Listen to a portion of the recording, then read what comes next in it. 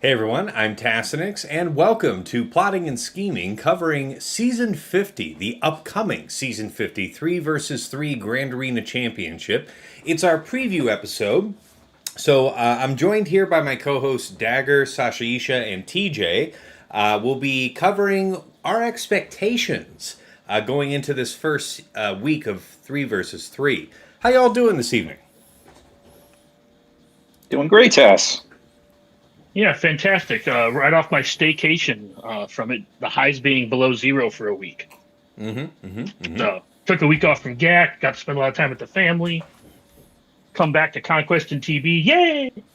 Yeah, it's a lot of work this week. That's true. TJ, what's popping on your end? It's good, man. It's good. I'm also going to initiate something we call the new initial name. I'm going to task up Dagger will now forever be known FD. And anybody knows Dagger will understand the relevance of FD. FYD. Yeah, that's right. It's right. His full initials, FYD. So if anybody knows or sees it, just give him a good old shout out to. That's right. Yeah, it's his full FD. government name. All right. Well, I know we've got a lot to talk about here because it's we're just today's the day that set 11 got broken down. And we're a few days into Conquest here, so everybody's building up their new set 13. But before we get too deep into that, our first topic is our plans leading up into this 3 versus 3 in terms of mods and relics. What are we changing in this break week in anticipation of the new season to come? Again, we're going to kind of restrict this part just to talking about the characters themselves. So I know we've got a lot to say about the crowns when we get there. But Dagger, who you been working on in the off week? What do you got popping? Yeah, let's kick this off. F all of you, I have bow now. So you guys know, shove it. Your Can poverty someone offends please put me. the clap? Where's the clap memes in the background, like the slow clap that leads up to the victory dance of him going through the line? Because it's going to be a monster that he gets to play now. Your poverty offends me. It's good that you qualify to sit at the same lunch table now. I can't even use the joke of who's got bow now, right? It's like who got bow first. That's right. It's terrible, man. How am I supposed to give him shit? Well, you can make the joke of who has a bow that can use a Datacron, because my bow's not relevant. Yeah, so I saw your that's Relic one of my 12 goals. looking bow. Yeah, my Gear 12 bow, my very, very fancy Gear 12 yeah. bow. You know girls don't like gold. They love diamonds. Look at you. It's but grody. yeah, so my goal is to get that team up and running a little bit. I got them modded. The backfill wasn't too bad, actually, because it turns out that the work I've been doing to just I didn't pre-farm her mods or anything or her team, but it turns out I just ended up having, and this might be a luxury and people can eye roll, but I happen to have a pretty fast speed set with all health primaries for IG-12 with a health arrow that I pulled off of Chopper. Yeah, right. So awesome. I just happened to get a little lucky on that, and then Bo just takes this monster health and offense set that I just kind of I don't have mods anymore. Okay, bye. So need to work on Hondo's mods because of that. Hopefully get him dialed in because I actually use him in 3s as opposed to I don't really use him too much. He's real, yeah, man. I look forward to the diversity of 3s because it's pretty. And you kill shit because defense is gone. It's gonna be so much fun, man. Because all these B teams suddenly pose a serious threat again, and it's good. It's good. It's good. Yeah, once again, he kind of gets shafted. I'm not going to go too deep into data crunch here. I'm just going to point out. Once again, he kind of gets shafted because, he's neutral. Fair enough, yeah. So he's when Datacrons where Datacrons are concerned, he's always going to be kind of an odd duck because he really he still gets scoundrel. So I mean, he gets something at least. It's not a nothing burger. That's fair. That's fair. I was more referring to the new set, but yeah, right. I take your point. Yeah, he gets scoundrel still, so at least there's some kind of relevance to say, all right, well, we know he's got to put him on at least a scoundrel team or some kind of Sana or something, but at least he gets to play ball somewhere. Yeah, and as far as other stuff that I did to prep for 3v3, most of it is prepping for the upcoming. We're 3 of us are in Machromi, and we have both cause coming up soon and an intramural. So a lot of the prep I've been doing is less for 3v3 and more for TW. But yeah, I put probably 100 relic levels on in the last week. Sasha made a suggestion the last time we did this about saving a lot of your relic materials just to see if the Datacrons change anything. And they didn't really change anything, but it did give me an opportunity to bolster a bunch of stuff I've been meaning to put relics on anyways. All right, fair enough. TJ, how about you? What have you been working on here in the off week? I think I'm in the same boat as Dagger. I feel like it goes along the same way. So there's a lot more teams where they were kind of projects that I was working on. Like I just took ATF up to 8. I want to get the Malicos ATF up to 9 if possible, just because I think no matter where you go, they're going to be mainstays and they're just going to do things regardless. All they need is a light or a dark, and I think they're money, right? And so it's been things like that. Taking my Zori team finally. I was a bum. I'll be called on it myself, like original Resistance characters. So it's getting those up to 7 and 8, so they don't just get popped off by Qui-Gon Jinn anymore or whatever it's going to be.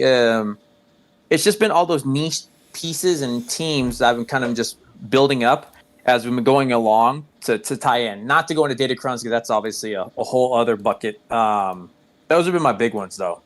Okay, that's good little items to work on. Sasha, how about you?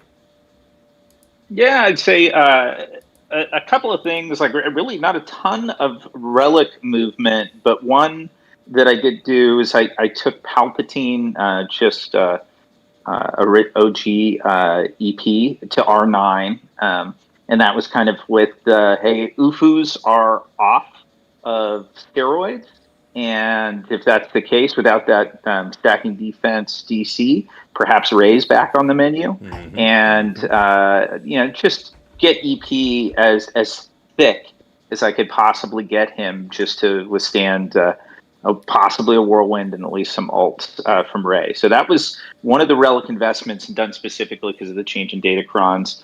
The other thing that I've done a little bit of, I haven't made all of these moves, but I've started to just think about what changes I want to make, and that is leveraging some of the stats on the new Datacron set going into this season, like particularly tenacity. I have a few squads, like, for example, I know a number of folks put tenacity on ISC and GAR. That nerfed the offense of my ISC and GAR a bit. I mean, ISC and GAR still hit so darn hard, but they hit harder if you allow them to go to an offense set and you have a tenacity Datacron. So that's some remodding that I'll do. That kind of coupled with the fact that LV is kind of on the most wanted list of all the bow owners out there, that I'm like, all right, hey, if Maul can go with ISC and GAR, then that could be pretty darn cool. There's so much to talk about on that one. Let's save totally. this, because I'm telling you right now, when we're going to the DC section, the theory crafting mind and the It's Always Sunny look of the stuff stringing along is going to be nuts, dude. Well, I have a semi follow up to the fight itself. So yes, you're going to get to put tenacity on ISC and GAR, but like, is that enough to get past that level 3 that Gas has? I was like wondering the very same thing. Yeah. In threes it is. In threes it will be. I guess, I mean, it depends on, what kind of tenacity secondaries or anything else you've got left on there. But we're talking about giving Gas 90%, I think, right? Because isn't it 30% per opponent that doesn't have, like, however many. But so in threes, it's only 90%. You get to fives, it starts getting prohibitive. But you're talking about, like, the modding to make this work in threes is like anyone under 180% tenacity with the Datacron equipped need not apply. Right. Yeah. Okay. All right. So we've established what the floor is for that. But I still want to bring in the fact, again, when we start talking about DC, if you just thinking about what this team is going to do, and then because they get to be Empire, they get the Empire luxury of the level 6, and how does that play out? They may not even take we'll go into the specifics there. That's why I said Sasha brought it up in terms of the modding to support whatever he was going to have the Datacron augment. So I see where he was going there. Did you want to cover anything else, Sasha? No, I think that's fine. I've got a bunch of other stuff that we'll be touching on. So for sure. Good for now. Thanks, guys. Myself, though, for things that I've been reworking this week, y'all know I've been looking forward to doing the Krennic rework because I want to see what it can do. In a meta where defense is gone for the time being, we have crit damage from this new set, we have armor pen from the previous, we have the opportunity for Krennic Omicron to mean something. I don't know if it means something on offense or defense. Excuse me. I'll expect I'll end up trying both over the course of the season. But considering the speeds that you can push him up to in a decent crit damage set, and I know you guys might struggle to see this here in Discord, but for all the viewers on YouTube, they'll see Krennic. I have about 281 right now. Crit damage triangle, 73 trying to push to 75% potency, so he's an even 100 with his leadership. And then for damage, he's just over 12.1k special offense at 57% special crit. So it's another 25, right? So that's about 82% special crit chance. So he's ready to slap, but like you saw, he's plus 132 right now in this crit damage, crit chance set. And still 281 speed. So it's not super blazing fast. And we know that there's a ton of teams that could outrun this. So, the fact that he's going to be building damage quickly, we have to see if it's quickly enough. But that's what I've been working on because I've all the other guys here know this, but I've long since had a unified set for 3 vs 3 and 5 vs 5 where I basically decided to default to whichever spec was going to be more restrictive between 3s and 5s. So I have things that are like overtuned for what their off season is. And I try to maintain that, and when I can't, I put it on my to-do list and I put it back into condition where possible. I only have like Poe Dameron and Veteran Smuggler Han up here on the list just to kind of upgrade a couple of their mods for the purpose of moving them to better targets. But otherwise, yeah, it's been mostly Krennic focused. Everything else is just about in the box. All right. Tash, the Poe Dameron potential investment, does that have anything to do with, like, are you looking to take him to R9 with the comeuppance and the resistance fleet? Is there any aspect there, or no, that's totally separate? So, about the comeuppance, let me see. Yeah, as far as I know, it's just... So here's the thing. Poe Dameron's X-Wing at Relic 8, the difference between 8 and 9 is pretty small. His attack is already to the point where, like, at least as an AI, and certainly, if you're going to lead it yourself, his middle is devastating. It's a guaranteed crit. Basically, the only thing that it can't crit is something with crit immunity. And the difference between 8 and 9 on him, I think, is marginal, which is not to say that I wouldn't do it, but I would sooner do other things on the Resistance team. And my suspicion is that if it's going to matter for anything anti-meta, my gut instinct is that it wouldn't be Poe that would need the Relic 9 attention first. I don't even think it would be Comeuppance, though I have seen a couple guildies sink that choice here over the last couple of days. I'm not sure. My instinct is that, like, you need the Rose Tico tank to not die early in the fight, and I think it has 2 pilots, right? Yep, it does. Now, the difference from 8 to 9, from one character from 8 to 9 on the ship, and the difference of 2? Now we're talking about something. And in my particular case, I'm looking at it right now on screen, my Resistance Trooper is only Relic 7. So to take both of these characters to 9 would be a significant gain in the survivability of this ship.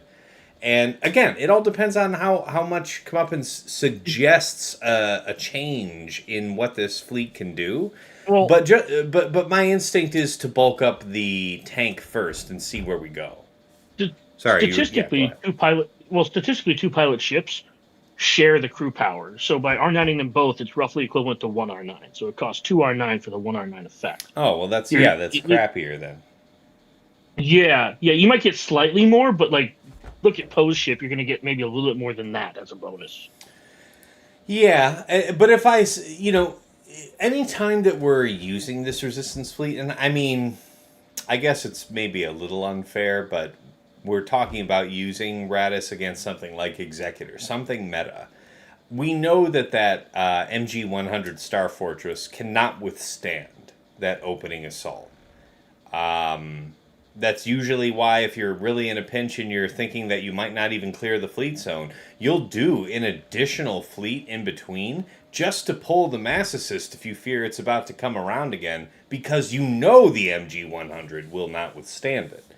So, if Comeuppance provides hope of some type of off-meta counter to a meta fleet, and it just needs to have its attacker ships and support ships protected, maybe for another turn or two longer, it's something I would be forced to think about. So that's to your question, Sasha. Yeah, my thoughts on it are really simple. I think they basically released this ship so that every faction now has 5 ships, so they can slightly further gate galactic challenges. Yep. Yeah, I think that's the fairest assumption. Because it didn't. I don't think it moved the needle. It might lead to something. It might lead to something down the road, but like, unless we get another resistance capital ship this summer, like I don't see it. Okay. Yeah. I just don't think Holdo herself is strong enough. Like I don't think it was ever meant to be. The fleet. Yeah, I'm not trying to belittle the fleet, but like you said, Tass, like it struggles to even eat a mass assist from like either of the two non-Leviathan PL fleets. And it doesn't struggle. It's just straight up falls over. Yeah. Well, I said it struggles to live through the mass assist, not that it even comes close to winning the fight. Yeah. No. And I'm saying it doesn't even struggle to endure the mass assist. I'm saying it just falls over. Fair. It's out of its misery immediately. Yeah. It would basically need like the Iden level / like what they did with that to have really become the meta, right? Because Iden changed the game for what the Empire became. They went like, it's the alternate counter for whatever you're going to do, right? It's not even prof. You're going to use Thrawn to go kill Leviathan. And it's that Iden ship just doing all the work, and it fits everywhere and does so much. And Comeuppance just does not bring that comeuppance. It doesn't bring what it's trying to do. Honestly, the Resistance need a real tank. Seems fair. Yeah. A double tank or something like that would be a fun little barrage. They could have easily baked into Comeuppance a similar effect like they did into the Fury, the Malgus ship that bolsters B-28 through its own unique. Like they could have done something with Comeuppance to make MG100 a formidable tank. But Sasha's original point about Relic 9 for maybe Poe. Well, I had him up on the mods thing because there's a couple marks that I want him to be. I want him to be not less than 340 speed, and I want him to be over 110% potency. And so until I have those marks perfected, that's why he's there. But like for fleet application, he is without exception the strongest attacker on this fleet. Like also the fastest though. Don't take away Ray's Millennium Falcon hits hard in a punch, but like this guy hits bizarre hard. I have just ended the life of tanks on one shot with his middle, and that's without the benefit of him having used his third first, so that he had offense up going into the big hit. Like he is an ender of worlds, so pushing up that top end in the long term, I'm not seeing any immediate application for it. And to everything Dagger was saying, like there isn't anything to justify the added investment into Star Fortress based on a read of Comeuppance's kit. Absolutely right there. But should the opportunity emerge, and should this actually become some type of fleet to be feared, just like how it was readily apparent for us to put that Relic 9 on JKA for fleet application, so too will it be with Poe. It's not there yet. Why was it? But yeah. Why was there a reason to put R9 on JKA? just it was faster. Like That- negotiator no, mirrors, you negotiator answered mirrors my used question. to be a thing. No, you answered my question. You answered my question. Well, I'm sorry I didn't have it immediately top of mind because it's a historically based question. It isn't a current meta question. So I had to sit there and I know why you did it. It was to make it go faster than a negotiator, so you get to use his ability. Then there was a historically valid reason. You can kiss my ass, and you know I had some drinks before we hit the record button. So why are you grilling my ass about shit from 3 years ago? Choices I made. Because you taking a long-winded approach to we got told to do it, so we did it.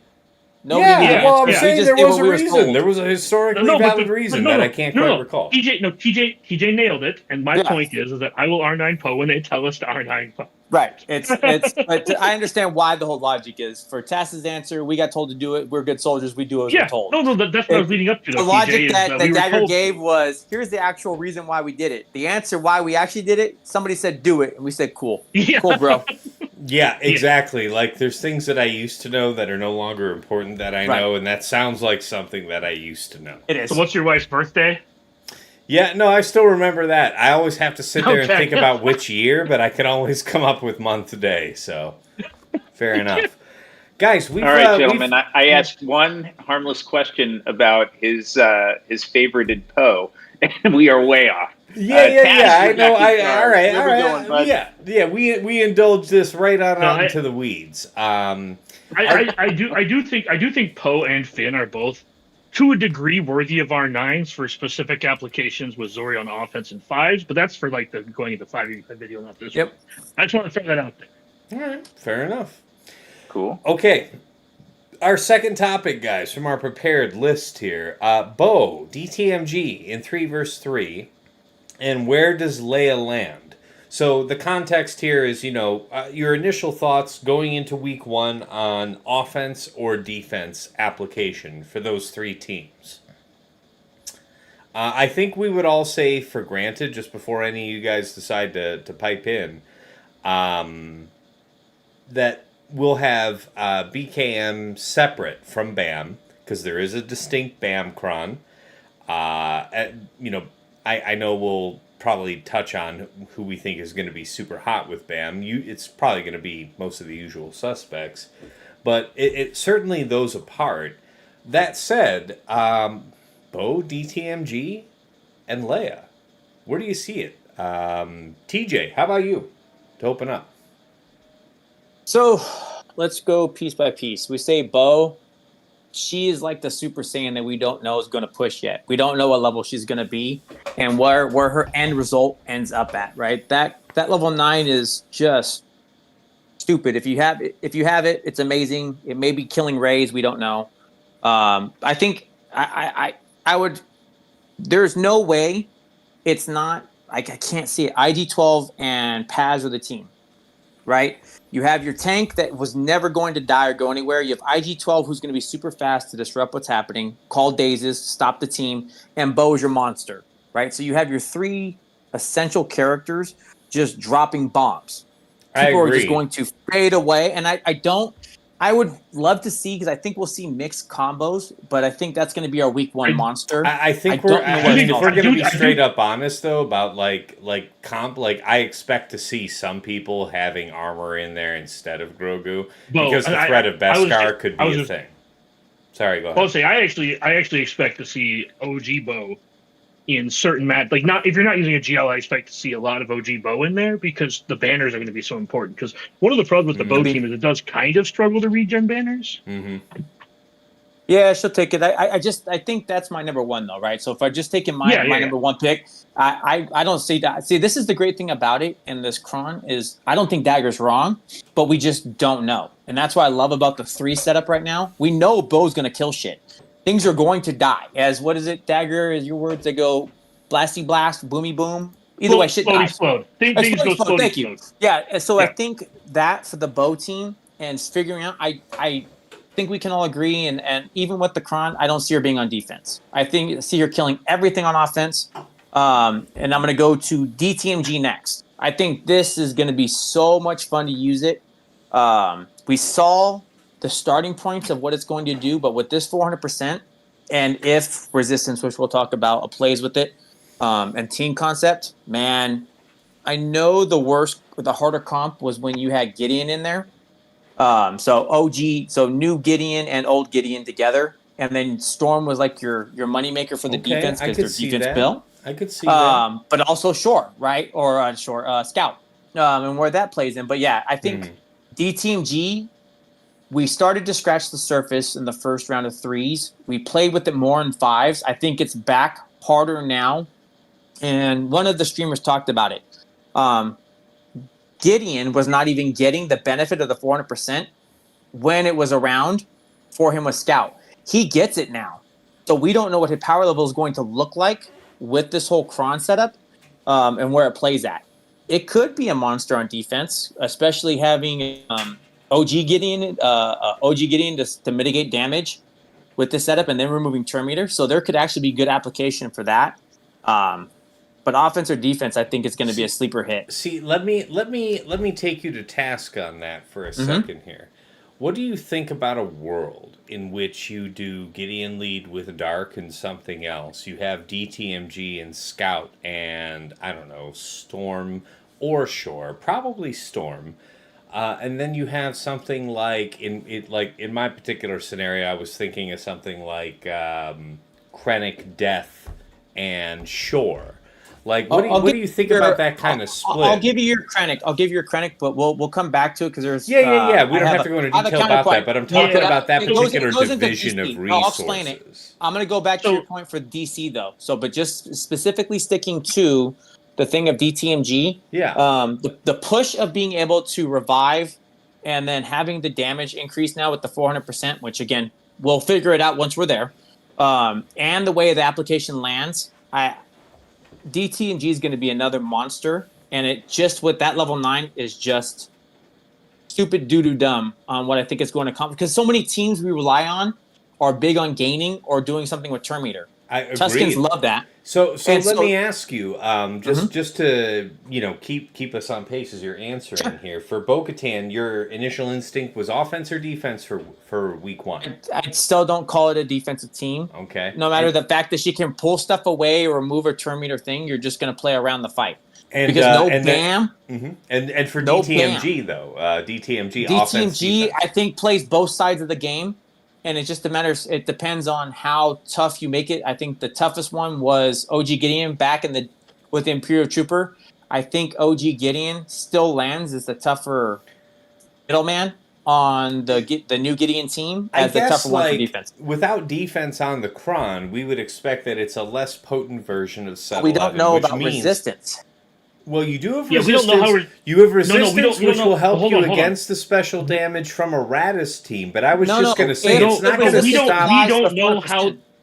Yeah, the mechanic defense, which turns into offense. That's what I'm trying to explain to you. Is don't forget you're doing two things with this. Is we don't know this level of resistance and how it plays. And unless somebody's tested it. You're right, because resistance is considered a and that's defense what everybody's talking stat. About. You're so right. Now, hey, that's clever.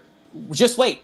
Because when we start talking DCs, I've got like 5 teams lined up where I'm already thinking about how this is going to play, where they're going to be monsters. But for DTMG specifically, the fact that OG Gideon gets to significantly reduce the damage you're taking on his first move, regardless of what he does, just the fact that he goes, you're already now in a place where you're not being able to hurt them, and all the team is just going to be slapping the shit out of you.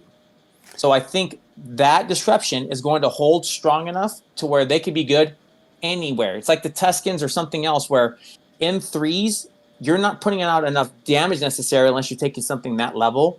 So it could be everywhere. I think it's going to be a great utility knife to cut through things with these setups. And now let me double this down.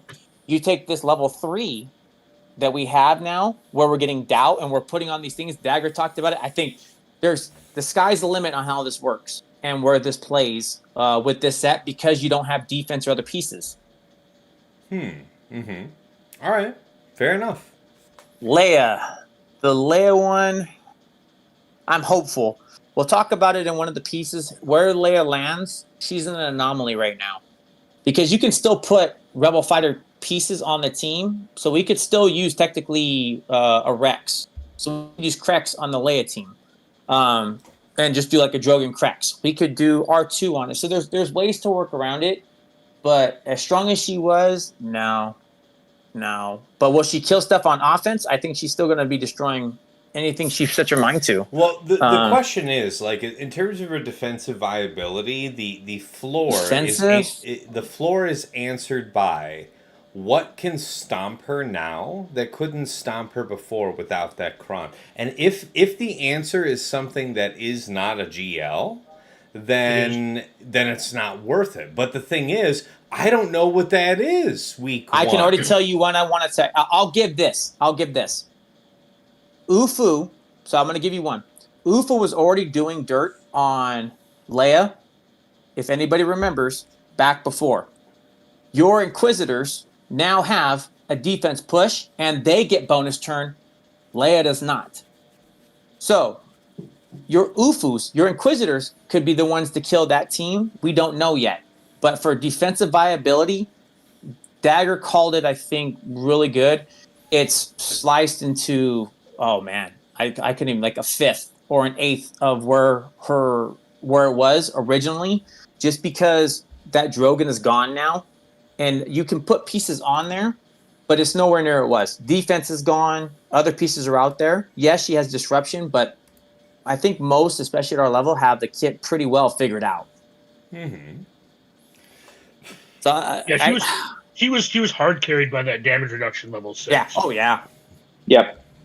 Yeah. So the team figures to do damage to her. But correct me if I'm wrong here, gentlemen. But my instinct is that Datacron forbid a certain number of GL counters. The thing that would be interesting is the absence of that cron permits what number of non-GL counters.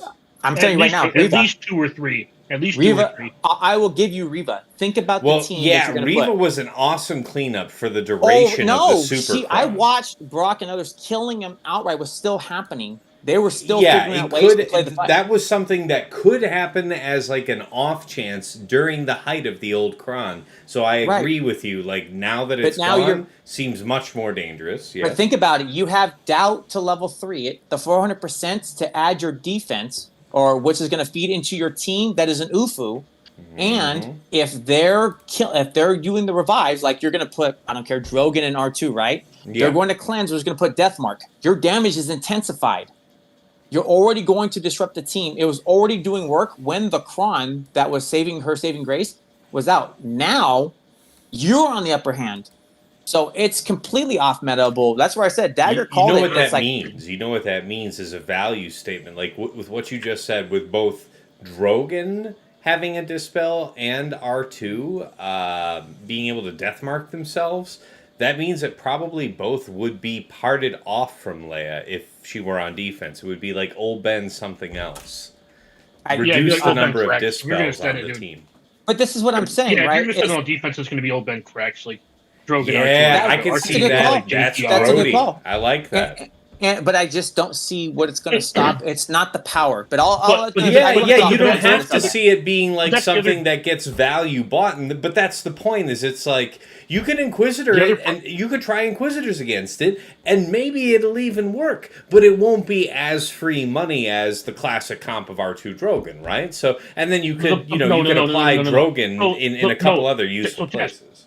The problem is if you moved R2 and Drogon off that team, it opens it up to more off counters. Oh, yeah, for sure. Yeah, you do lose a lot of health for not having R2 the there damage. You lose 75% damage. You lose like all your damage. The damage, sure, but like, you weren't going to be chipping off Leia on the cheap just with R2 there. Not to discount the impact of the loss of Drogon. No. There's if you take Drogon and R2 off the team, there's not really a threat to them killing you. No, she's now a tricky tank. Yeah. No, it's gone. I think this is just like, going in circles around. You can put Leia on defense, but she's not going to hold like she used to. Maybe she does. Maybe she doesn't. But man, like even with the Drogon Kron gone, the team loses like 15% of its damage, and with the damage reduction L6 gone, it loses like half of its survivability. Very good. Very good. All right. Well, I know we've spent a lot of time here branching off from TJ's thoughts on this. How about you, Dagger? What do you got? What do you think? The Bo, DTMG, and Leia. Where do they land here in 3 vs 3 for the first week? I think there's gonna be a lot of people that set Gideon and Leia week 1 just to figure out what people are gonna use against it. Yep. I don't think Bo's gonna go on defense. I think her AI is too bad. So Plus, for she's just gonna shit offensive down application, something. who do you see her teammates as being? Probably IG-12 and Paz are for the highest callings, but I think there's more than one world where you're gonna want OG Bo over Paz, especially if you're punching down, just for the banner recovery. I don't really see armor on that team because I don't think there's really a space for armor to take. Because if you're putting Bo on the team, you're putting her in place of or Baby Bo on the team. You're putting her in place of Paz because Grogu's going to help heal your team when he attacks on a turn. And if you put armor on the team, who are you replacing? Because she doesn't really replace the tank. Well, if she replaces the tank, then Bo's doing all the damage, and if she replaces IG-12, she doesn't really replace his utility. So maybe there are some places where you use her, but I guess off the top of my head, I don't see many matchups where she is a better use case than the other 3 that you could use. And as we already touched on, Bam's going to be elsewhere. So I just went through like her whole factory, right? That's kind of what I don't know if this is going to be the case, and I'm okay with it with ending up being proven wrong about this. But if you're going to use Bo for any application that's higher than what she might otherwise do, I think having 3 stacks of Beskar would probably be integral to that success. I don't know who that's against. I don't know how often you'd use it. So to your point, it seems like a deliberate choice to use armor for a offensive matchup where you see her getting backslapped but not dazed, and you can keep counterattacking and punishing with your, increasing true damage. I think you're making a mistake by doing that, though. And in that same fight, you'll either not need a tank at all, or you will not need any support or debuffs or CC. I'm gonna call it out just like this, where I think Dagger's more right than you are, Tass, and I'll say why. I may well be. I don't think I have any immediate plans to use it myself. But this is the reason why I'm going to say it, right? Dagger's 100% right. If you don't need the tank, her level 9 is so strong that unique, that OG Bo unique has been so good for so long. It's now even has double the application, which is why in 99% of fights, you put OG Bo in place of Armorer. The other thing we'll talk about, and it goes right along, Armor is basically her own team, and that you could put her right now until we get Bane or something like that. Goes with SLK for a 2-man, or goes with C for a 2-man, because you have the level 6, 100, like goes under 100% health, right? So you make her fast. She gets to go. They're going to hit her. She now gets a bonus turn, and she gets to immediately put. That's what I'm saying, right? So his point is relevant in that you're wasting such a valuable character right now that your armor just make her super fast. She gets to go, then gets to give 3 stacks, and now you have a super trooper. And you didn't waste anything. And OG Bo, where you don't have it, will basically carry the health and protection that Dagger's talking about is huge on that team. Yeah, and we could break down Gideon the same way, right? Gideon is a tank and the leader, and he will finally get the level 6 that will apply to him. Yep. Which means I think the value of Stormtrooper goes down rather significantly. Very fair, yeah. Fatal has been disfavoring Stormtrooper even in the previous set, so I think you're especially right now. Yeah, so I think you're looking at something like, if you're going to, in your position, if you're going to use Krennic with Death Trooper, I think you're more likely to start with Gideon and Scout. Yeah. I think that's the default if you're not going to use Death. I think myself personally, I think I'm going to try to reserve Baby Gideon. Is that on offense, or is that defense? Yes. I don't plan to set this on defense. Like, there's too many things. Like, I still believe there's too many things that beat this for cheap, right? Like that's. And yeah, the Kron makes a Dark Trooper, and yeah, the Kron makes them like a little more resilient. But you're not really beating Hope unless you really, really crank the resistance and deflection on that team. See, I wonder, like on offense, I'll just chime in here a bit because I have a couple of opinions that differ from what we've touched on. Like one, I'm curious on defense if the Dark Trooper, the DTMG cron that summons a Dark Trooper adds offense, if that might be effective with a level 3 doubt on defense if you have Scout and OG Moff Gideon with it. The reason being you can prevent buffs from occurring for the Abrad squad. I think it's going to still hit surprisingly hard. There's a ton of defense that's built into the DTMG leadership. There's 75% as part of it. Then the first time he uses a special is another 10%. So if he outspeeds Scout, which he probably won't, but regardless, there's a decent out there. But you pack some resistance on, and again, uncertain about the mechanic. But if resistance converts the way defense had in the previous set, you're going to pack a hell of a punch, and you're going to prevent buffs. So I'm curious about that. I also happen to think Stormtrooper, when I go on offense, oddly enough, I really like Stormtrooper with DTMG. Stormtrooper has very high native defense, then also has his own unique that adds significant amount of defense to him and Imperial Troopers. DTMG is not a trooper, but whatever third you have with it is a trooper. Really quick, is this with the old cron or with the new cron? Because I have the new cron, and I've just this is the new cron a little bit. Yeah, I've dicked around with it in arena a little bit. And after like 3 fights, I pulled Stormtrooper off because I felt like he wasn't doing a whole lot, and I felt like the team runs a lot smoother without the second tank because I want them to hit Gideon. Well, who is it instead? Like let's talk apples to apples. Instead of Storm, who would you have? He did. He called it already. He just said it. Baby Gideon and Scout. Yeah, I was doing Baby Gideon, Scout, Death, and Dark. Well, I know he said he was talking. He was talking in arena, which was having having 2 Dark Troopers is freaking nasty, man. Yeah. Okay, I can see that. All right. I haven't tested the new one. This was all theory. Yeah.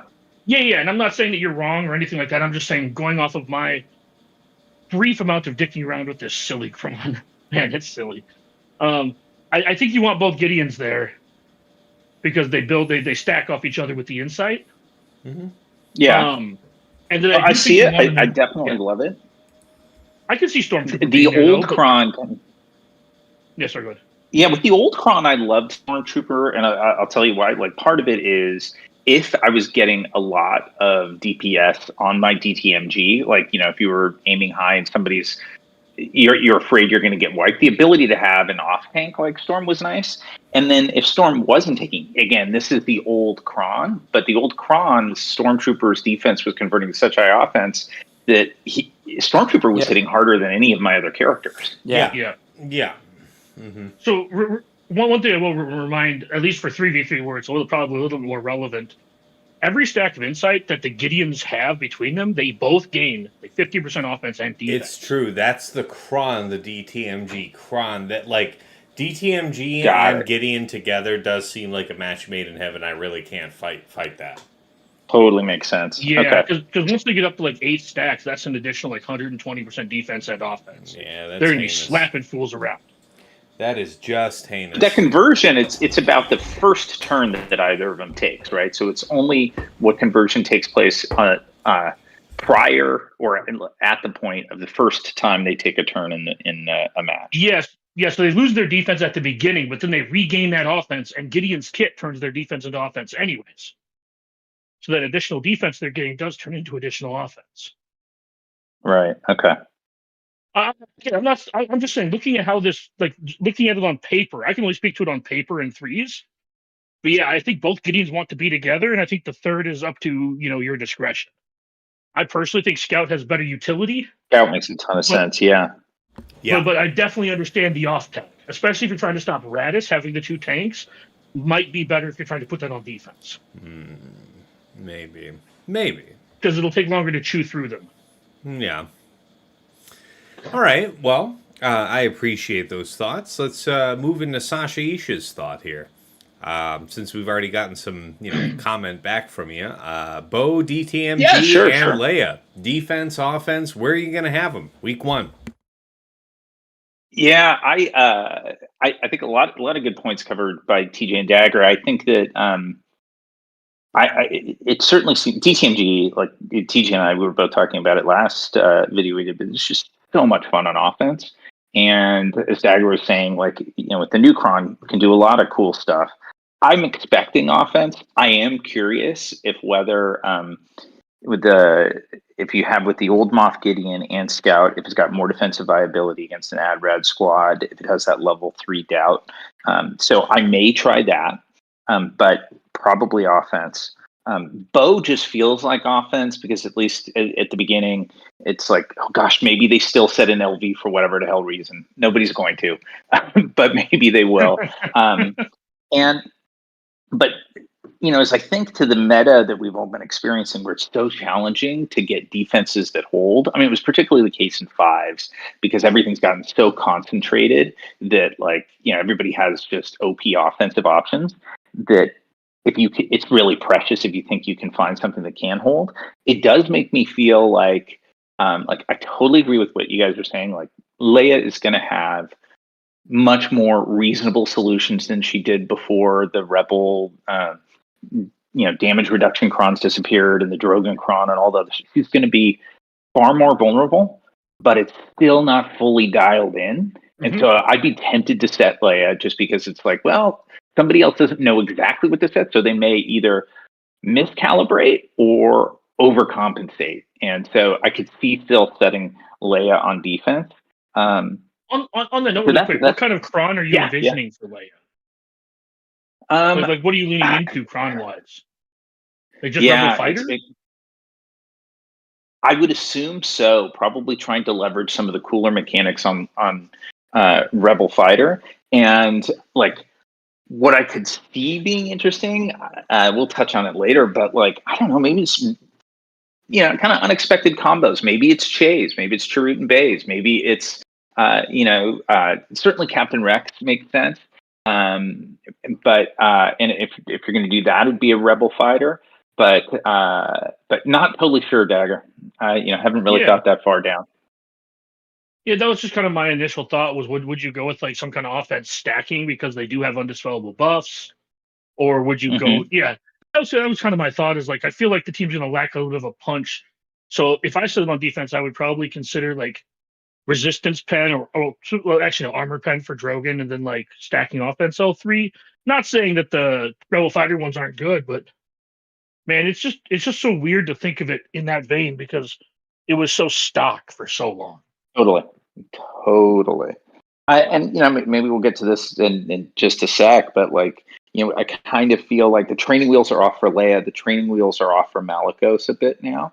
And it's going to be, it will be interesting. I like back to the point of my answer on like what to do with these squads right now. I actually think because it's so hard to find viable defensive options that preying on that uncertainty of what can do it now. I mean, we know more, but how much more makes it tempting to set them on defense.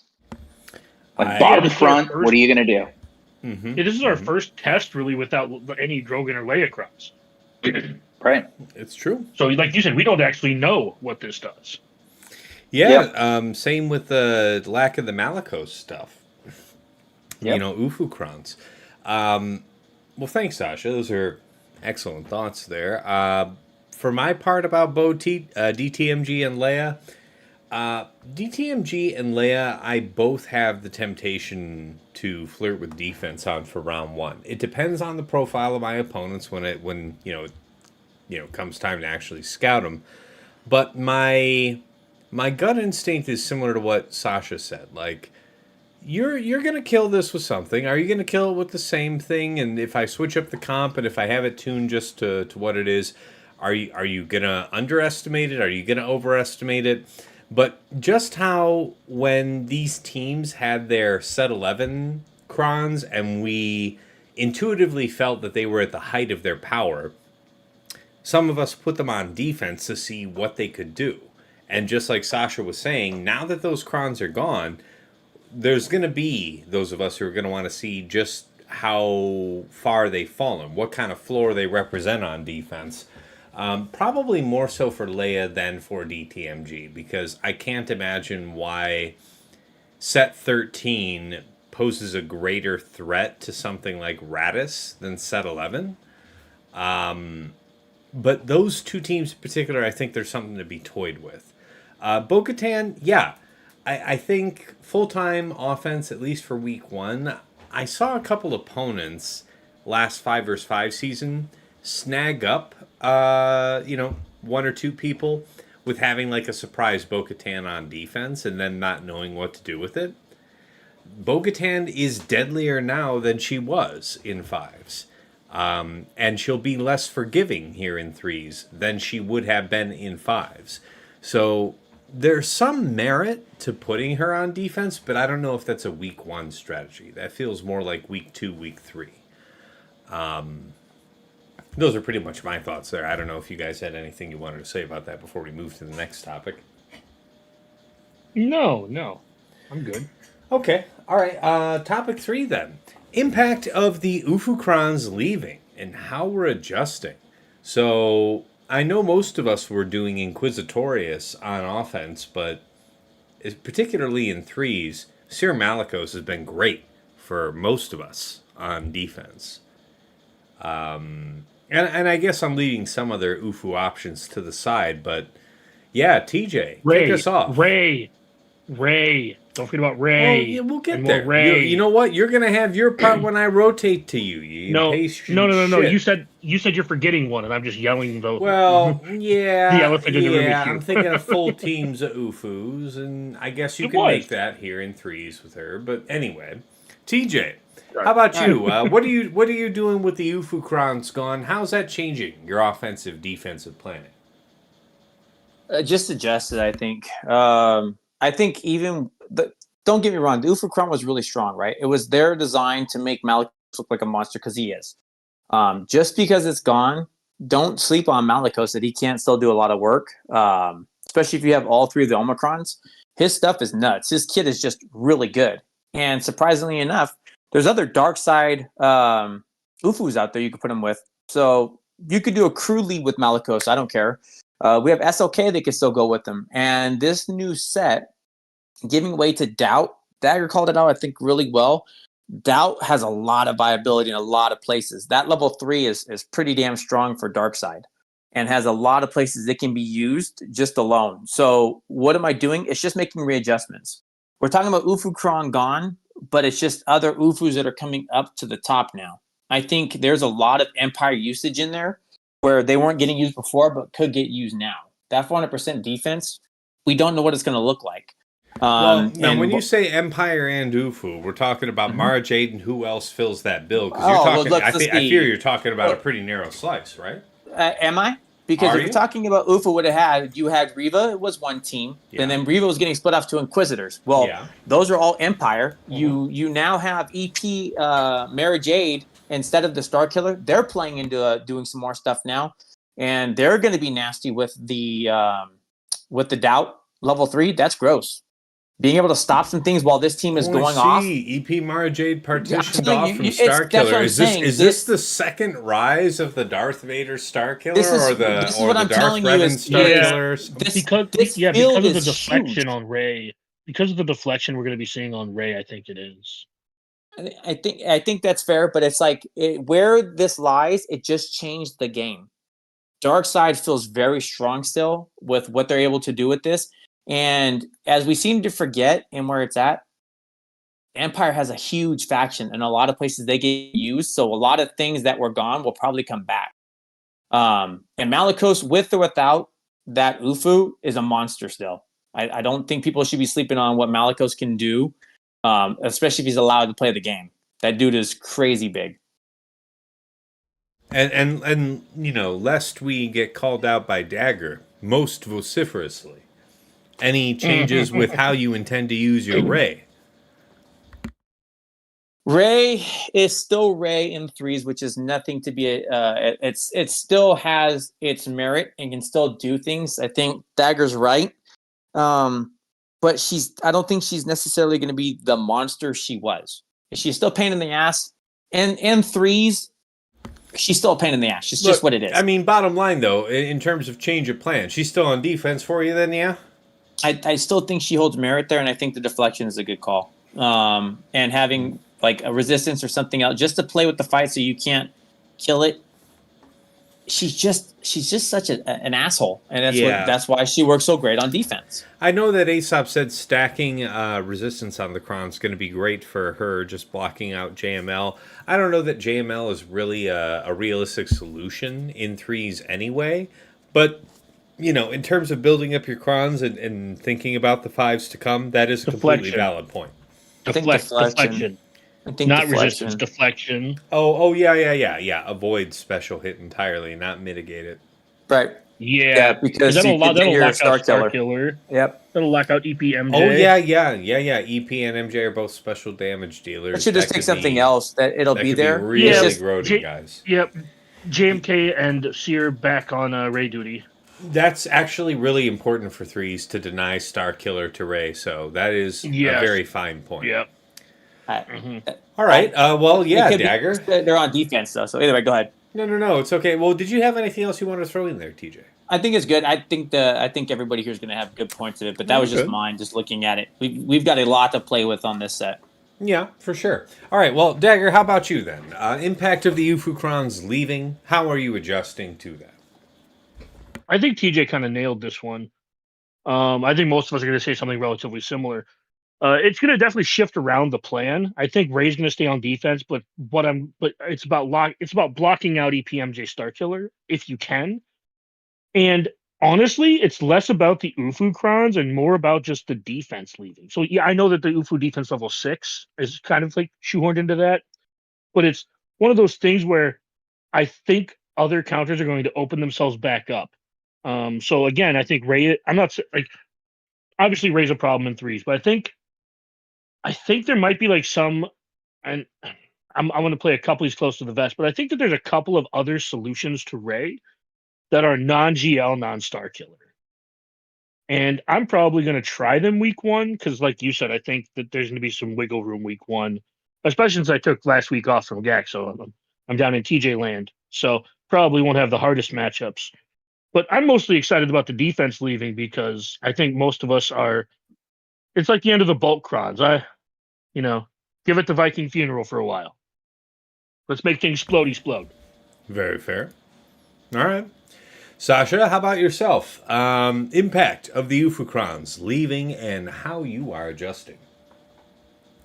I think a lot of it covered. Totally agree on the high level. A couple of just smaller examples of changes for me. Like one, particularly with the level 6 Ufu, the stacking defense that we had, Cal Kestis, the Ufu, not the Jedi Knight one, that Cal Kestis felt like a little bit of a cheat code. We had talked about how he made a difference against Malicos and other stuff. He was just so phenomenal. I think he's a little emblematic of like, all right, it's just, he doesn't become like a concrete hard, like, stop to as much as he had been. He was such a challenge on race squads. He made, with the amount of buffs that he would generate, he helped make Seer squads so robust. So I don't think quite that difference. On a smaller point, I don't know if it will make a difference, but I felt like when I took Reva Inquisitor squads against JMK, it was a huge safety blanket to have those Ufu stacking defense Krons because they just got so thick that it's like, I don't care about targeting. Like, you go ahead, hammer away on my Grand Inquisitor. It's going to take you too long. I wonder now if there's just enough vulnerability in there for RNG to, bite people occasionally. Those would be my big considerations. I totally agree. Ray still stays on defense as much as anything out of a lack of alternatives. Yeah, I certainly agree with that. I mean, for my own part, Ray would certainly be on defense. So it's going to be about how good of a deflection Kron I can build up that determines, at least for week 1, whether or not I have that up front. If I have it up front, my inclination would be that, I've had a decent cron come my way, and I can set that there and challenge you to Star Killer it. Otherwise, yeah, I think I would probably keep it on defense in the back. And it's like, well, if you still have Star Killer here, fine, you can value buy it there. Or if you used it elsewhere, I guess you can JMK it anyway, something like that. As far as Malicos and Seer, like Seer Cal Fulcrum, probably with a Rebel Fighter Cron, right? Something that I'll keep on defense. That team has been tearing people up for a long time now, and I'm satisfied with it. Malicos, nothing really jumps to mind with him being a big beneficiary of these new crons, so probably something offensive. Probably some kind of GL counter. I don't know what I could set it with that would be super duper punishing on defense, because you're thinking like Slacker Malicos, Lord Vader Malicos.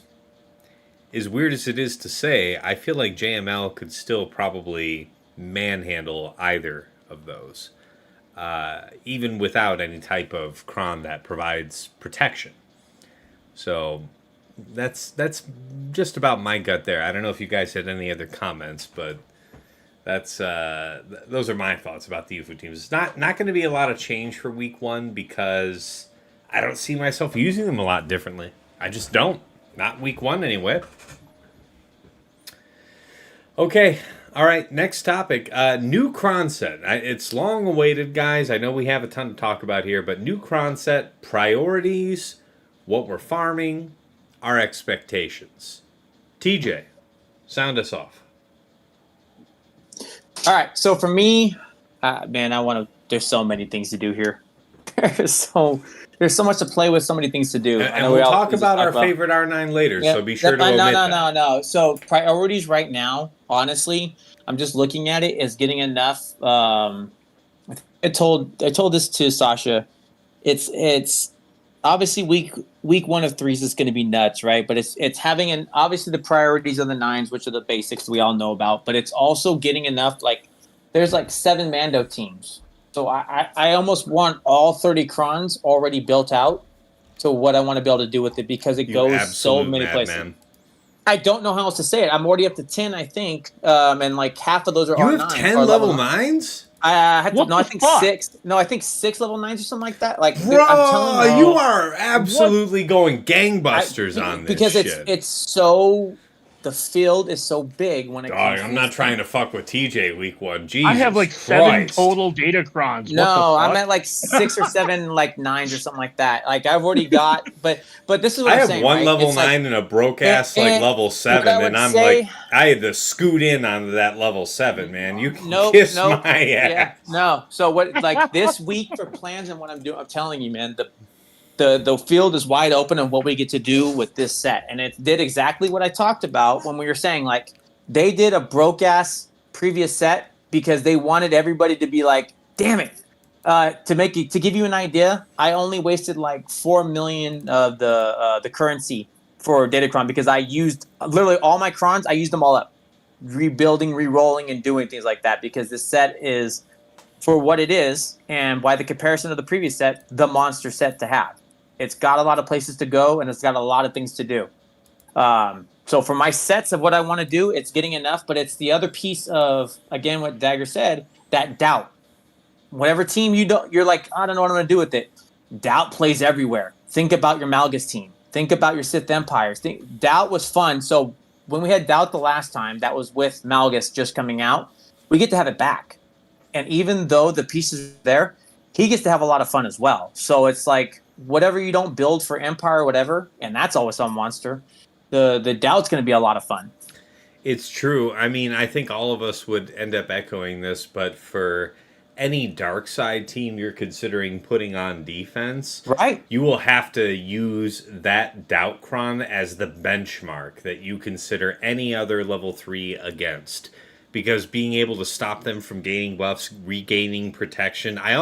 Does it also stop turn meter? I think it's just buffs and protection. It's like I thought it was cooldown or something like that, but it still disrupts the team.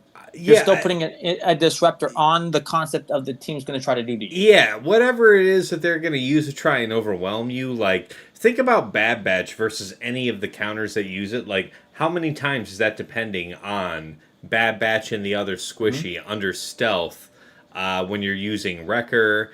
Or how much does it depend on your guys just having foresight and offense up using Bad Batch? And, it's too bad because you've taken any of the enemy characters under 90%, 75%, 50%. You just don't get to have buffs or protection now. So I want to make sure I keep on it because I think this is a big topic for everybody. So for priorities, obviously our level 9s, this is the level 9 set.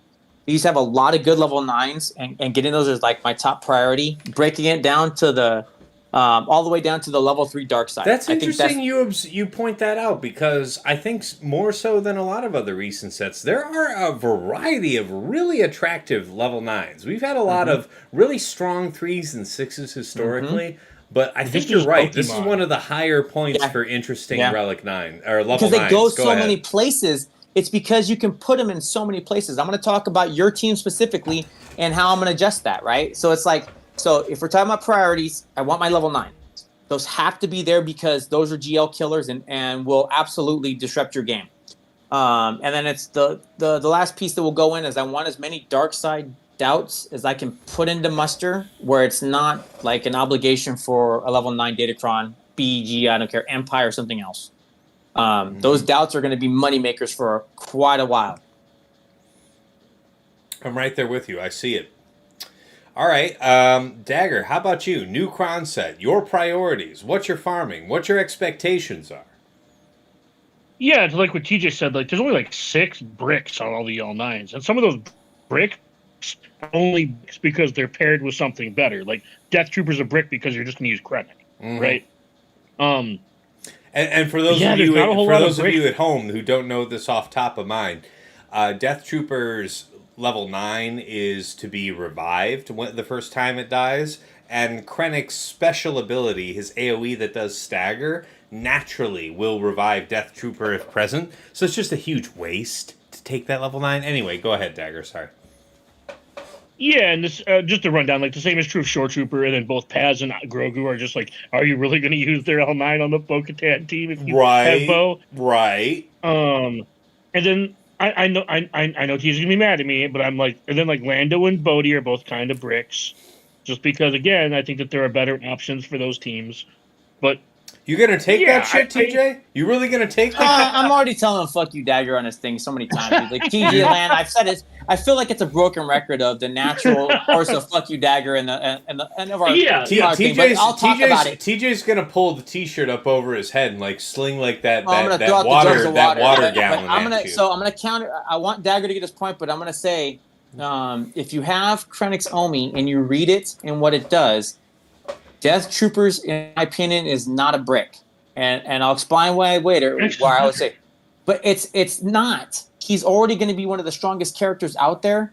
Death Trooper, as long as Death Trooper's alive, Krennic stays alive with you, right? I get that you will revive Death Trooper, but if he doesn't get to do the revive, he automatically revives on his own. And as long as Death Trooper is there with Krennic, the team's not going away. So that's the only reason I look at it where it plays the fight differently, that you have the way to use utility knife. Now, I'm going to counter you on Paz. If you take just IAC and Gar and then take Paz's Kron with Paz, and he doesn't work because he's not a dark side Mandalorian or Empire. So all their bonuses get shut off? But I like Paz's too, though. I think Paz is, a very interesting one. The fact that he gets to assist every time. But I still will counter on the point of Death Trooper. But this is what I'm saying, right? It's like, this has a lot of fun, man. No, I can appreciate your nuanced defense of Death Trooper. I think that's less useful than more useful. But to your point, I was willing to write it off as complete garbage, and it has a narrow use case. But I feel like the faster you Yeah, can push your Krennic, the less valuable that level 9 for Death Trooper becomes. Anyway, sorry. Yeah, go ahead, guys. yeah. I was simply just trying to point out that this is the first time in I feel like a long time where like 2/3 or 3/4 of the L9s are like, I want one of those. And then Very you much have to agreed. balance that. You have to balance that with week one, making sure you get enough of these goddamn L3s.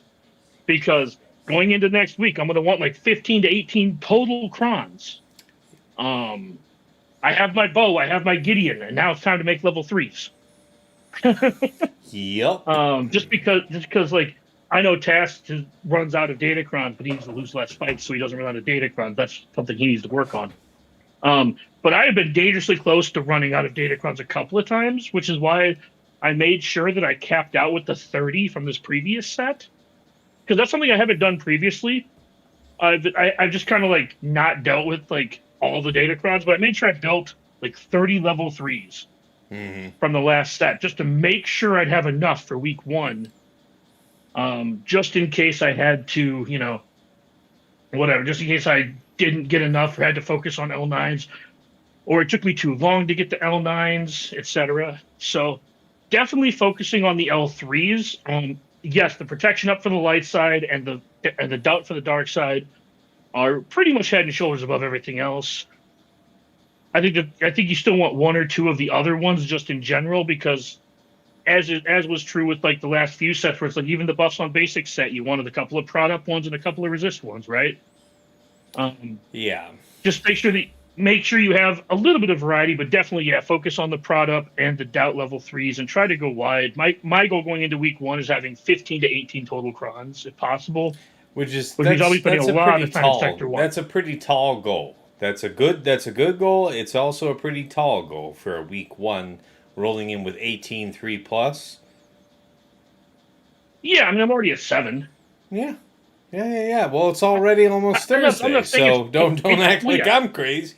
Oh no, I'm freely admitting it's an aggressive thought, but like as many of those prod up and doubt ones I can get in level 3, like those level 3s, like we talked about how good they are, but especially in 3v3, these are going to be so much better because they will affect characters faster.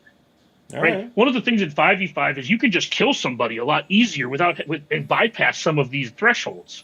In 3s, it's a lot harder to bypass those thresholds. Yes. So I think losing 1 week of 3v3 with some of these is 1/6 of the gaps you're going to get to use them in. So that's why my goal is so aggressive. Because I think they will be that important right off the bat, especially in 3s. I think that's a very fair point. Well, how about you then, Sasha? New Cron set, what are your priorities? What are you farming? What are your expectations? Yeah, I'll start with that last part. Like my expectations, I go into this maybe with a little less enthusiasm than TJ. I haven't leaned into them as closely, but I think they're going to be good. I think they'll be much better than the other set that's out there, much better than 12. But I don't expect them to have like quite the OP impact that like set 11 or 9 before. There are a number of them that I'm just really curious about. I totally agree with what you guys were saying, and like you could hear the enthusiasm from TJ, and I think that is like that's what a successful Datacron set probably should look like. Is it generates this like interest in seeing how new things are going to work, keeping a game fresh. So I like that aspect, and a few examples of that, like. Again, I haven't gone deep into it. I don't have a ton rolled out, so I haven't tested them. But I'm going to go, because it's 3s and for the reasons Dagger highlighted. I mean, I want to get as many as I can be equipped going into week 1 of 3s. But like some of the ones that like really intrigue me, and this is all in theory, so not in practice yet. But like simple, like Empire level 6. There's this Empire. If you reduce turn meter, you turn it into product for your team, and it's stacking. There's no limit. So, and then when you lose your product, you gain 10% turn meter. I look at things like, and again, only relevant to 3s, only relevant for maybe like a 15th strongest defense on the board at the top of Kyber 1, but like a Darth Vader lead, right? Darth Vader lead, any damage that's being done by Sith or Empire is a 50% unresistible possibility of reducing defense, the target's turn meter. And suddenly, you've got Darth Vader with his opening move as a defensive squad having a shot at getting 3 protections up, and once you dispel those or come after Darth Vader, he's gaining 30% in turn meter. Like, those are just kind of cool little things. Like, I just like that just adds some juice to squads that otherwise would sit on the shelf. Another one that I'm curious about, like, we'll get to favorite level 9s, and like, spoiler, mine's Turret. I'm really curious about it, both because I just love Rogue One. I thought it was a cool character and there's sentimental attachment, but I think I really like that character. And there are multiple level 6s that intrigue me for Turret, and I know most people will focus on, understandably, under like a saw lead, something like the Rebel Fighter one that whenever you lose a stack of heal over time, you gain a stack of heal over time for 2 turns. That's pretty cool. But there's one right below that I don't know the mechanics of this, but when you have Turret with Rebels, if a Rebel under Turret's unique, if a Rebel takes a critical hit, they gain a heal over time, right? I would assume that would be considered a buff that is granted by Turret. And if that's the case, then the second of the level 6 Rebel Fighter mechanics listed there says when a Rebel Fighter grants allies a buff, that ally gains 10% turn meter. So the whole concept of then you could have Turret, who has other interesting aspects with this level 9 that we'll get into in a bit, and a high survivability squad that every time you crit them, they're gaining 10% turn meter. It's pretty cool. I like those little things. I don't know if they necessarily work. Like, one, I don't know if that's how they're intended to work. No, it's a cool sleeper idea, though. Like a Chirrut, like, I'll tell you what, the number of times I would expect, like, as a probability for me to end up in a situation where I'm fighting a Saw team, or Yep. whatever Rebel Fighter team where Chirrut is present, and I'm expecting to get turn meter looped out of existence, you would surprise me. I would be caught off guard. So I think that stuff's fun. I don't know that it'll be OP. I think there will be some cool stuff discovered. Looking forward to it. I don't have particularly well formulated plans for it yet. Yeah, I remember a few days ago Dagger sounding off that, he kind of liked the way this looked. I think his comments were more focused on 5s at the time, but that Chirrut Imwe level 9 is kind of interesting if you're going to have Baze paired with it, because... no cap to the stacking offense either. That's pretty attractive. Like turn meter, the Hots are just so great on that team with stacking your own damage from the Saw lead.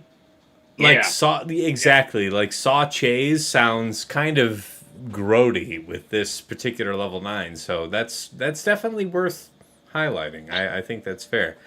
All right, yeah. For my part, new crons in this set. What are my priorities? What am I farming? What are my expectations? So, certainly in terms of what I'm farming, I'm trying to have not less than 14 of the new set at level 3 or better. My priorities... If you're wanting 15, talks about having 14, okay? Well, I say 14 only because when I'm looking at the screen on BlueStacks, like each row of Datacrons is like 7. So it just fits my eye socket better to say 14 than 15. If I get 15 or even 16, you will be the first man to know, Dagger. I will let you know. You need to have that information more than the average bear. My petty ass expects that DM. Yeah, no. And I'm there with you because, like, I'm petty when I have to be, but damn, can I be petty? So, okay, we can do that. But obviously, our leading, it doesn't even need to be mentioned that Bo-Katan and DTMG are everybody's kind of minimum level 9, that if you're able to feasibly go for Relic 1, surely you're going, not for Relic 1, for Week 1. Surely you're going to go for those 2. So I'm just going to exclude those. I'm trying to have a bunch of doubt for level 6. I'm trying to have about 3 or so max health % damage on debuffs for dark side. About 3 of those. About 3 light side of the same.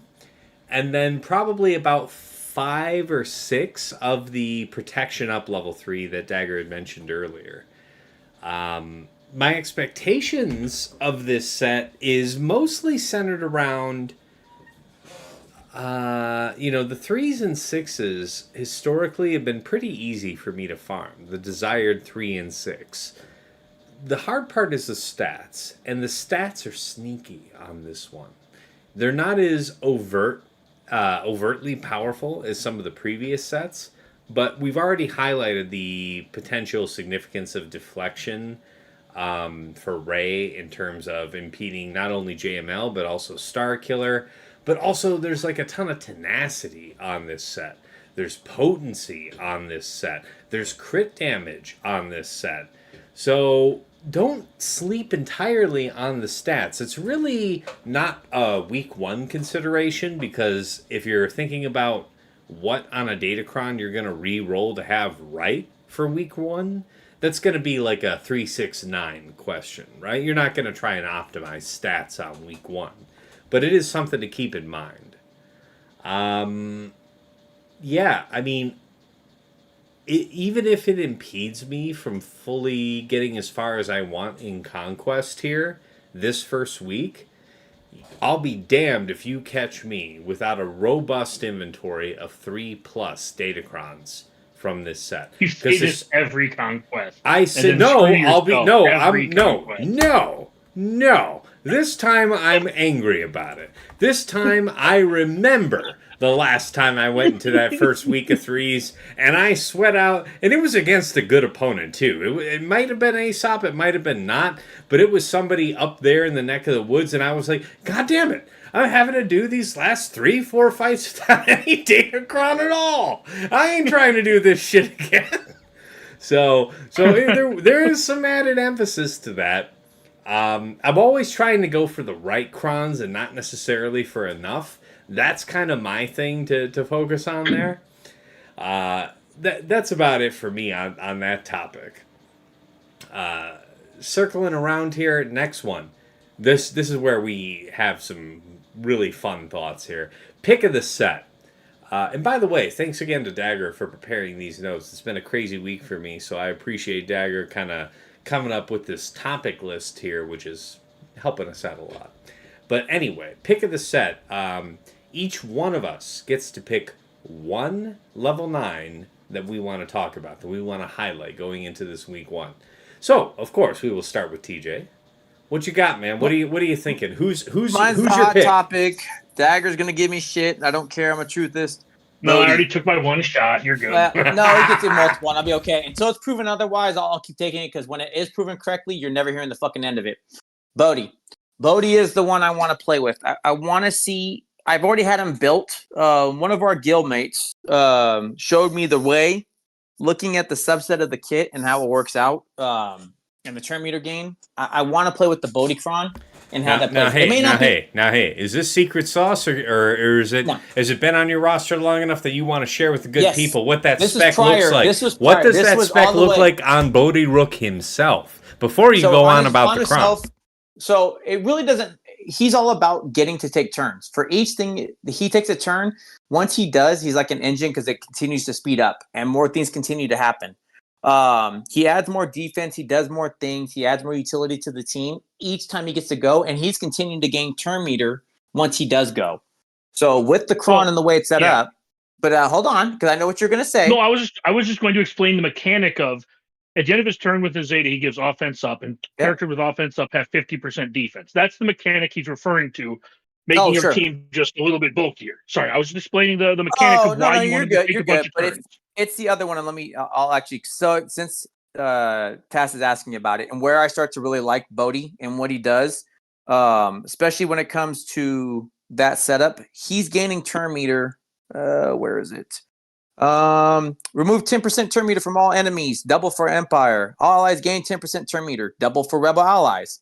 So that's already starting in his special. So once he starts going, we have that.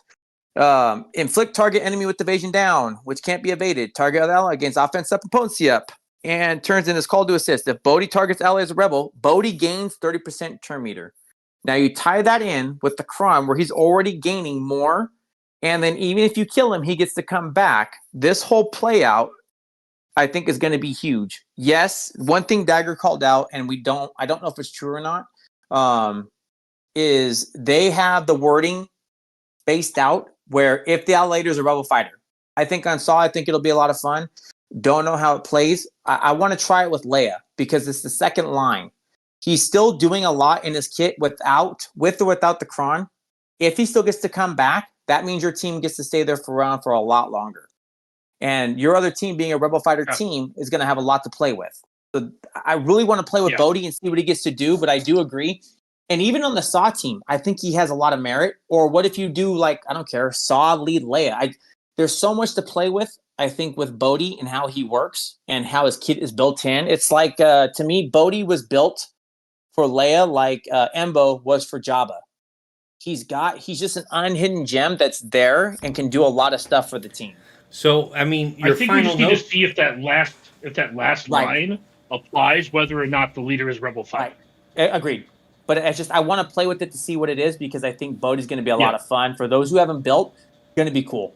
Now tell the good people, mod-wise, what does built look like for Bodhi Rook? It's a rare character, so people will have no idea, just as a default. I tracked the grades. What does it look like? I tracked the grades. I tracked KP is the one who told me about it when I got to see a fight. Back when the Kron was there, and I got to see the truth, and I started digging in his kit.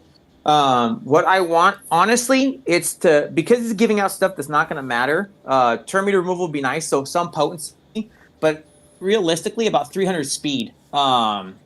You want him to be able to go. He's got to be able to take a turn. How much speed is that? 300. What added speed is that? What is that right now? You're 282 now. Let me tell you right now. Mine's 282 with a 130 set, so it'd be 148. Okay, so plus 148 set.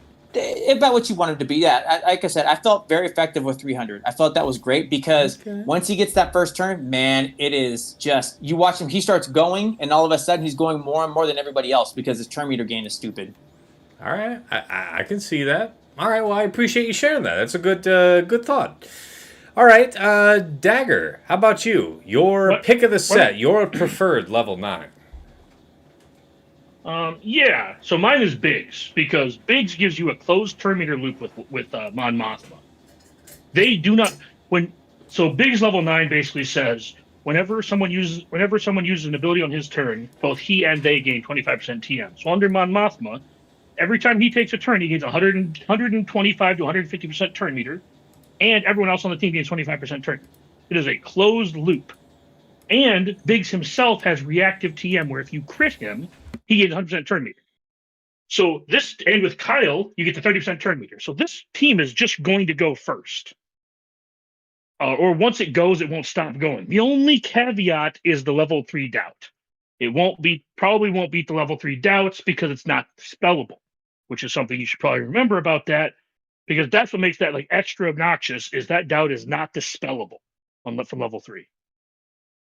So Mon Mothma can't dispel it. But yeah, Biggs is going to absolutely, if you find a team that does not have an L3 doubt and you just need to win that fight, Mon Mothma is a closed loop. Now you see that as a closed loop in 3s as well? So in 3s, once you summon, Biggs will give everyone Biggs will give himself 75% turn meter and give everyone else 25% turn meter. So it sounds like you're wanting to say with not 100% confidence, you're trying to say yes. Well, I think that in 3s, it's very close to a closed loop if you bring something like POW or Scout. Okay. But then you're reliant on the reactive TM to get you started. Yeah, so basically what I just said, though. You have higher than even confidence that it could work, but not certainty. Oh, yeah. Well, yes. Well, this will beat a bunch of stuff in 3s. Whatever Mon Mothma beat in 3s before, she's going to beat now, because she already did kind of beat stuff here and there. Well, that was your job. Mine is more specific. Mm-hmm. Yeah, mine is more specifically directed towards. I know we're going into 3s, right? But mine is this team is going to be absurd in 5s. No, I can see that. I know TJ brought up Bodhi, this shit's going to beat Leia. Like this shit's just gonna cold cock Leia in the face. He's not wrong. Okay, She was already you're looping. gonna just blitz him down. She was already looping. He's 100% right. But Biggs is tied. Biggs is 100% tied to my Mothma on this one. Everybody's gonna want it because the rest of your team's Rebel Fighter. But man, yeah. But it has applications under Leia because he calls someone to assist. Sure. So if you do Drogon, Biggs, and you do the call to assist, and you call Drogon, he's gaining 25% turn meter, and Biggs is gaining 25% turn meter. That's a grody one to start your Leia season. I like that a lot. And in 5s, if you put Wedge and Biggs on that team, he'll go call that, Wedge, give himself 50% turn meter, and give them both 25% turn meter. Drogon Biggs seems spicy for 3. Don't forget, now if you bring in Wedge, you're bringing in, and they're doing the assisting, right? Defense down on that team is going to just get obliterated. Oh, I like it. That's a good one. I do like that. I wasn't even thinking. I'll be honest with you. I was not even thinking about Biggs. Yeah. And we were talking about sleeper level 9s going into this recording. So that is a good one. I mean, I take for granted what you're saying about 5s, but of course I'm thinking right here about this first week. So even then I'm seeing some potential. So I see where you're coming from. I get a full chub anytime Mon Mothma was relevant. That team is one of my favorite teams. That team, from the moment it came out, was just an absolute fucking blast. Oh, and then they got Kyle, and it got a facelift. And now every once in a while it gets a Kron set. I'm just like the 50% TM last set was just like, yay! Yeah. Loops. All right. Anyways, I can gush about this one for a while, so I'll just like... No, it's a good one. I mean, turn meter loops are exceptional and highly valued when available. But how about you, Sasha? Your pick of the set. What's your preferred level 9 that you're going to go for, and why?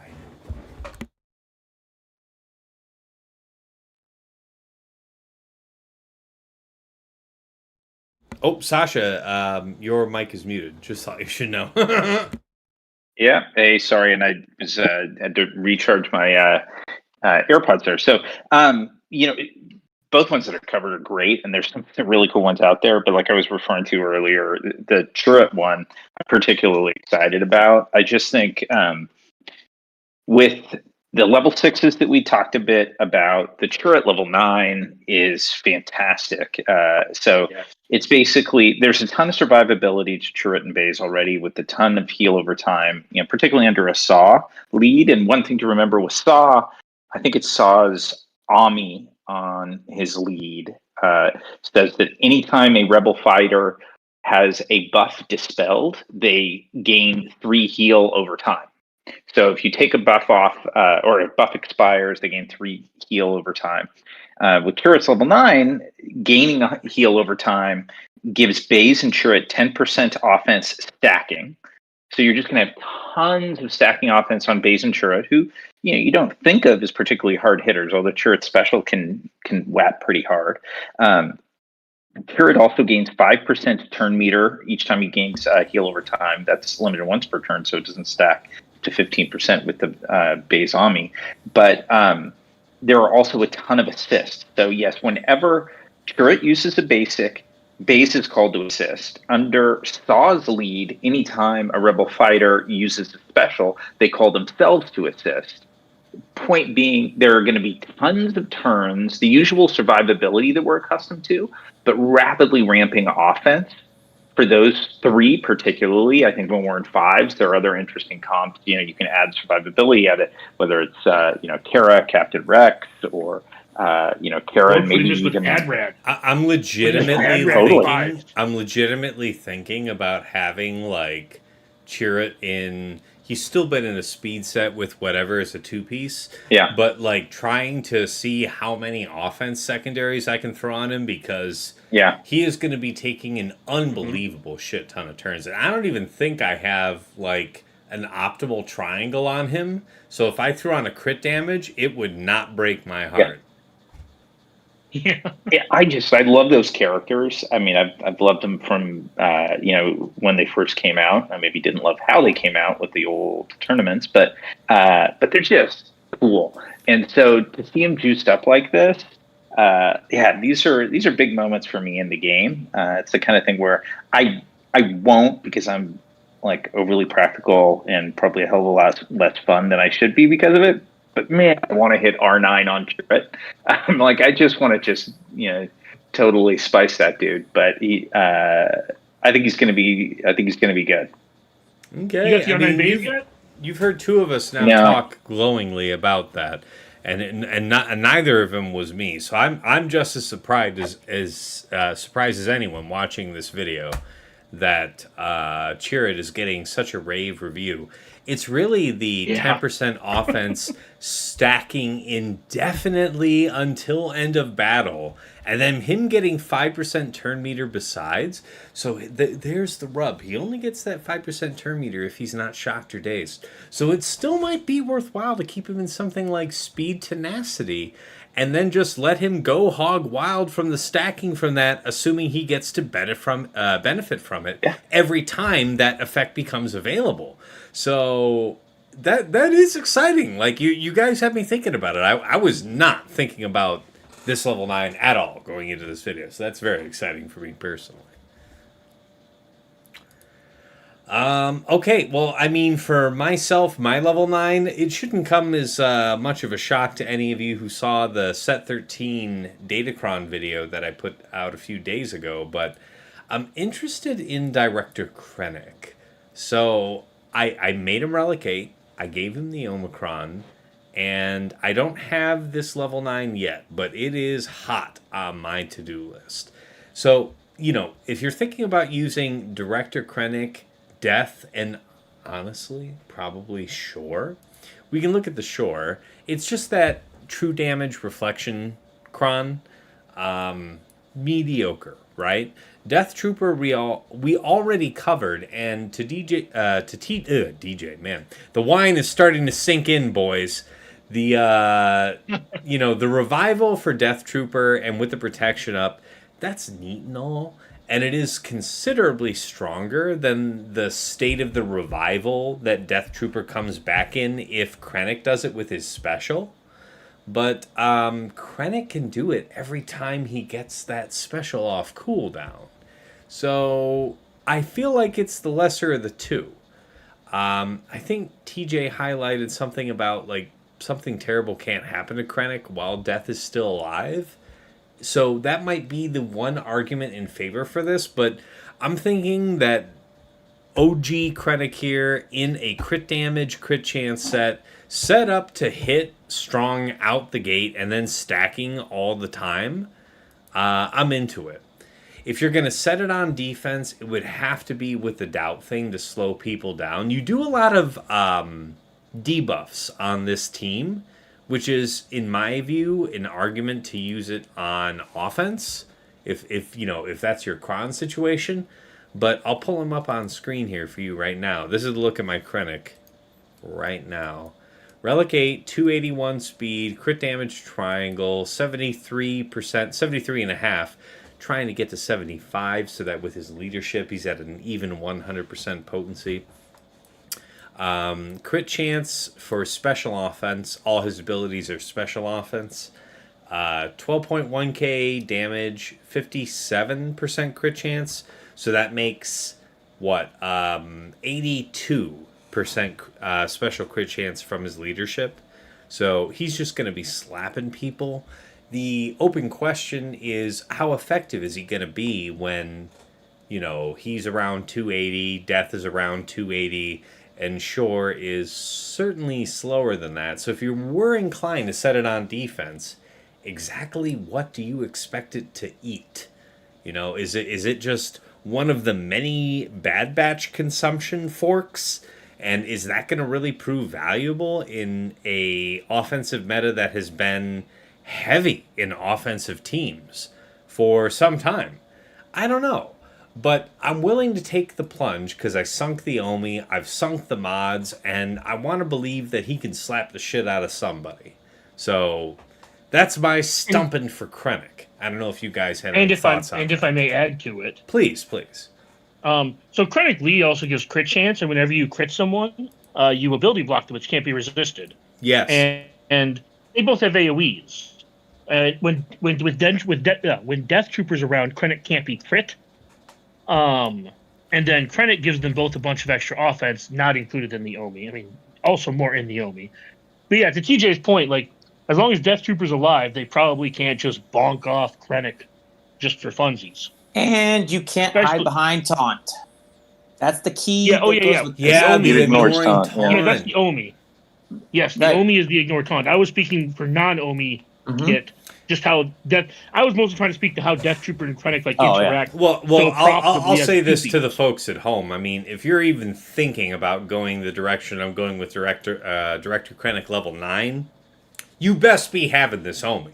You best be taking Oh yeah, advantage you of this don't synergy. do one without the other. Literally, do not pursue this level 9 unless you're in a position that you have the Omicron budget such that you can sink this Omicron on Krennic and not feel bad about it being intermittently useful after 4 months. It's going to be strong right now in some applications, but it won't be any stronger than it is right now. So only take it if you are just flush. Like, I set this Omicron on Krennic, and then I still had over 100 Omicron materials remaining. So that's the position I was in, and it didn't have to be maybe that strong, but I had to be pretty comfortable, Omicron-wise, to set this because, we have Darth Bane only a couple months around the corner from joining us. Over 5 weeks. And who knows what else for TW and anything else in between. Sorry, go ahead, Dag. I was saying, actually, a little bit over 5 weeks from now, we'll have Bane. So there you go. Yeah. So certainly a luxury, but something I'm curious about, because if it is going to be valuable, you'll see that this Omicron works in 3s or 5s. But I think it would be very rare that it's valuable in 5s. The fact that so many folks have to stretch their rosters in 3s, and a lot of opponents get the balance wrong for how much to set on defense versus offense in 3s. So having edges like these Omicrons, in particular, in combination with the synergy from the Datacron, that can, I want to believe that it can sink somebody. I'm not sure where. I'm not sure against what. But I'm willing to be at the foremost edge testing what that can do. And anybody who knows me knows that I'm generally pretty risk averse to taking the plunge. But it doesn't harm me to try this time, so I'm going to do it. But much like his marriage, he'd step out for Ben Mendelsohn. Hey, yeah, I've got no defense to that.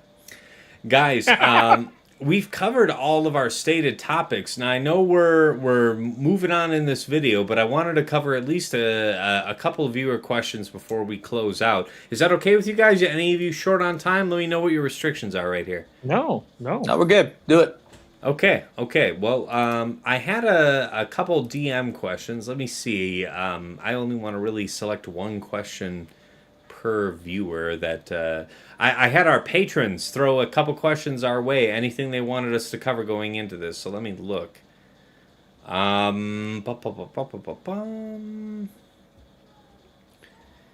Is there some mileage in putting OG bow with Paz and IG and then the new bow with BAM and armor, for example?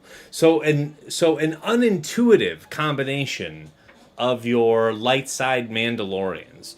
You think that there's something maybe confusing to an opponent? Do you think there's any merit to that?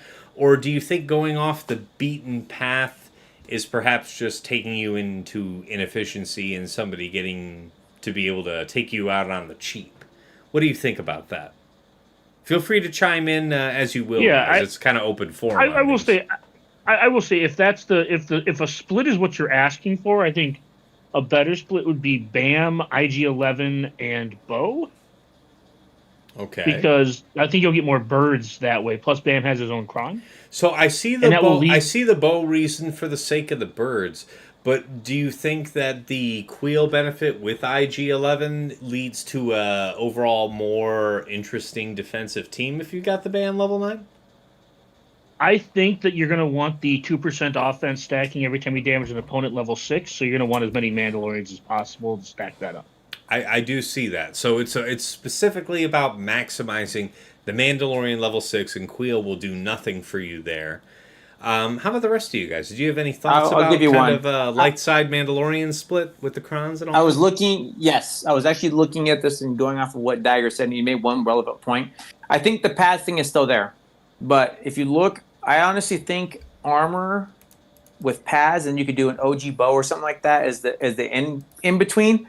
Giving your third stack to Paz, who's always assisting when anything's going to be done with an ability, I think would be pretty fun. Because then you still satisfy all the things, and most people's armors are going to be pretty fast. So taking her lead and doing it that way and putting those two together, everybody already knows 3 stack on Paz is a monster. Well, he should be able to easily get it with this setup now, right? And the ability that's actually pretty clever. I mean, we were talking about kind of how armor feels left out of this whole light side Mandalorian gimmick. Lead.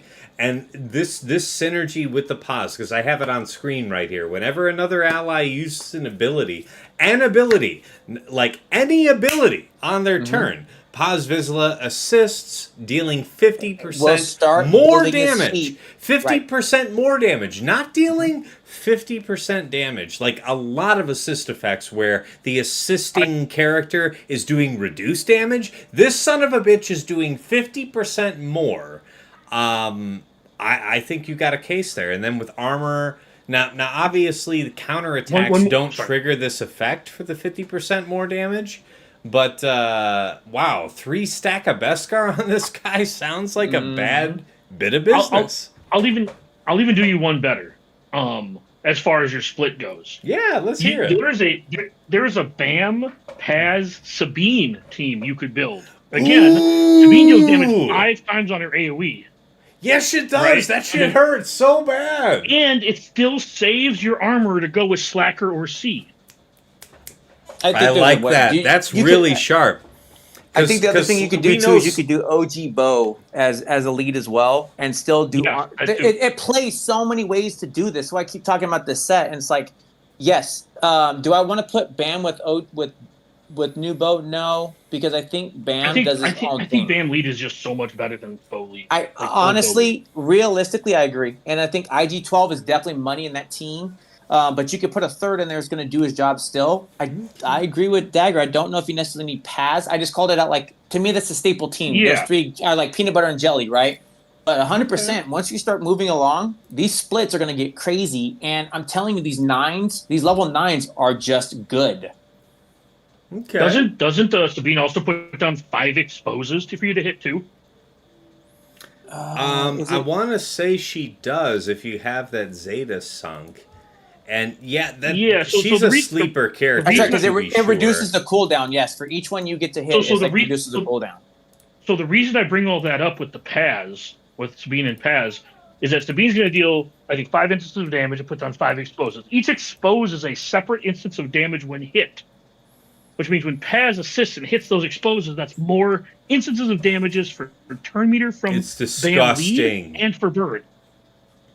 And don't forget, you're removing the turn meter because you're also putting out the stagger to remove their stuff. Listen, guys, this is exactly the kind of B or whatever C tier team that people would love to know about. You put that on defense, that could stack a good handful of banners.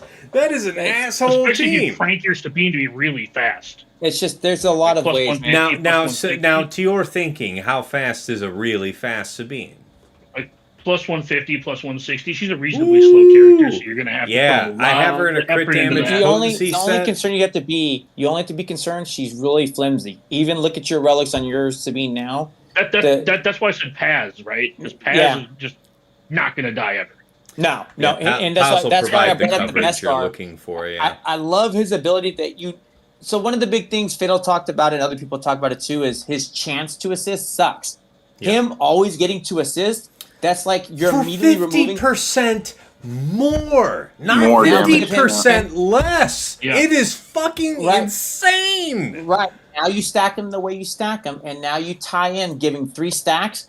This dude will delete literally everybody. I don't want to meet that guy in a dark alley with overheat. I don't want to see that guy with 20 stacks of overheat any goddamn place.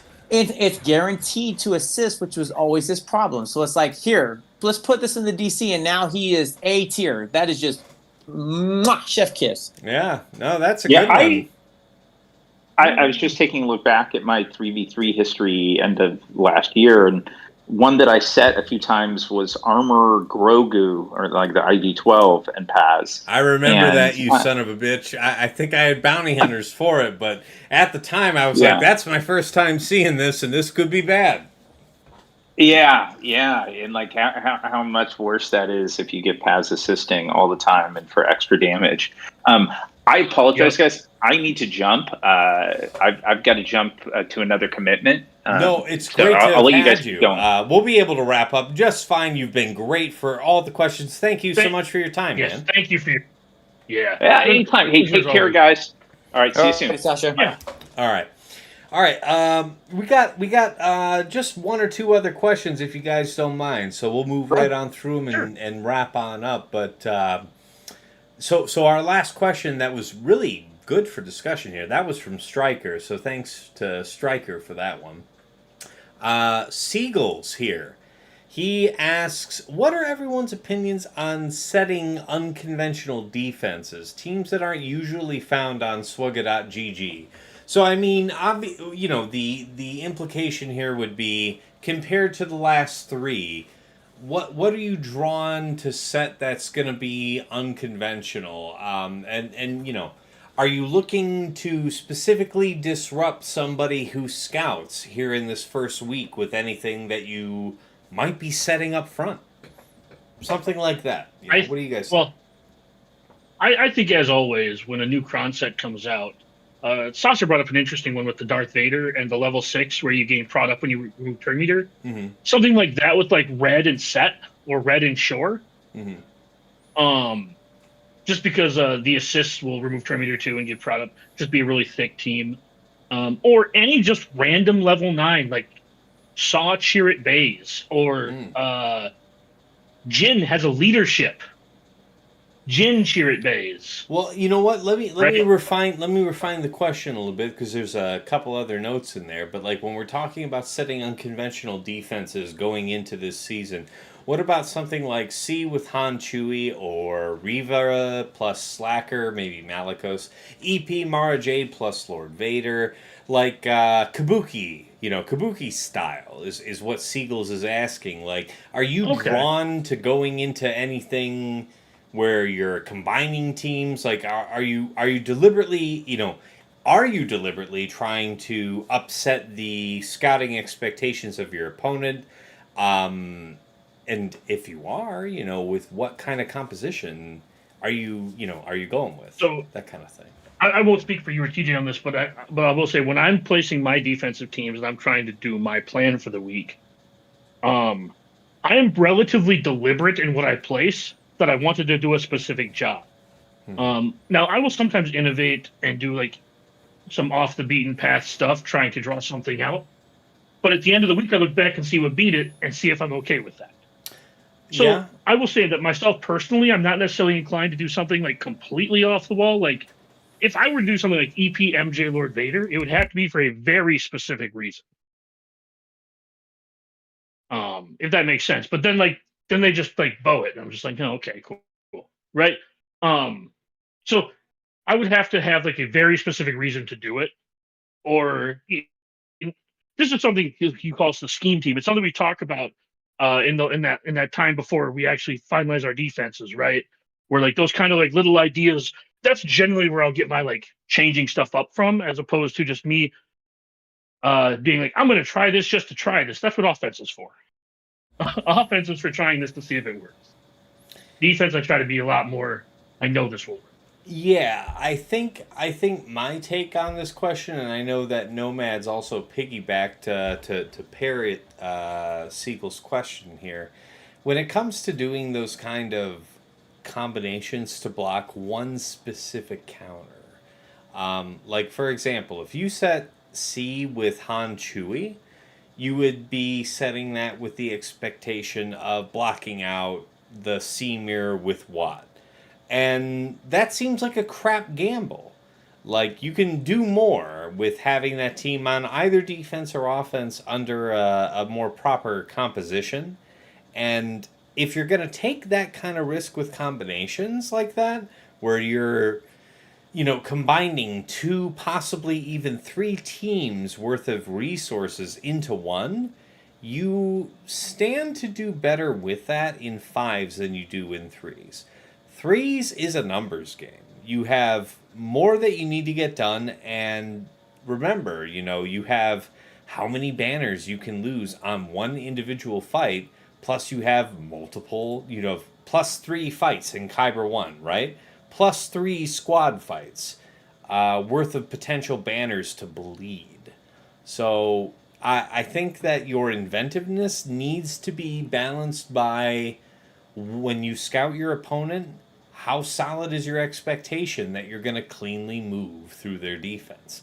And if you've got the resources to spare where you're like, hey, I've got the opportunity to kind of double up and triple up and provide some type of compounded threat, okay, that's fine if you find yourself in the position. But as we've told you classically, time and time again, going into threes, putting yourself at a resource disadvantage for the sake of a tougher defense is almost a certain death sentence. Because if your offensive plan is precise, and if even one thing drops, the cascade is disastrous. So don't be that guy. If you want to try some complicated defense, merging a couple teams, only do so when you think you have the discretion.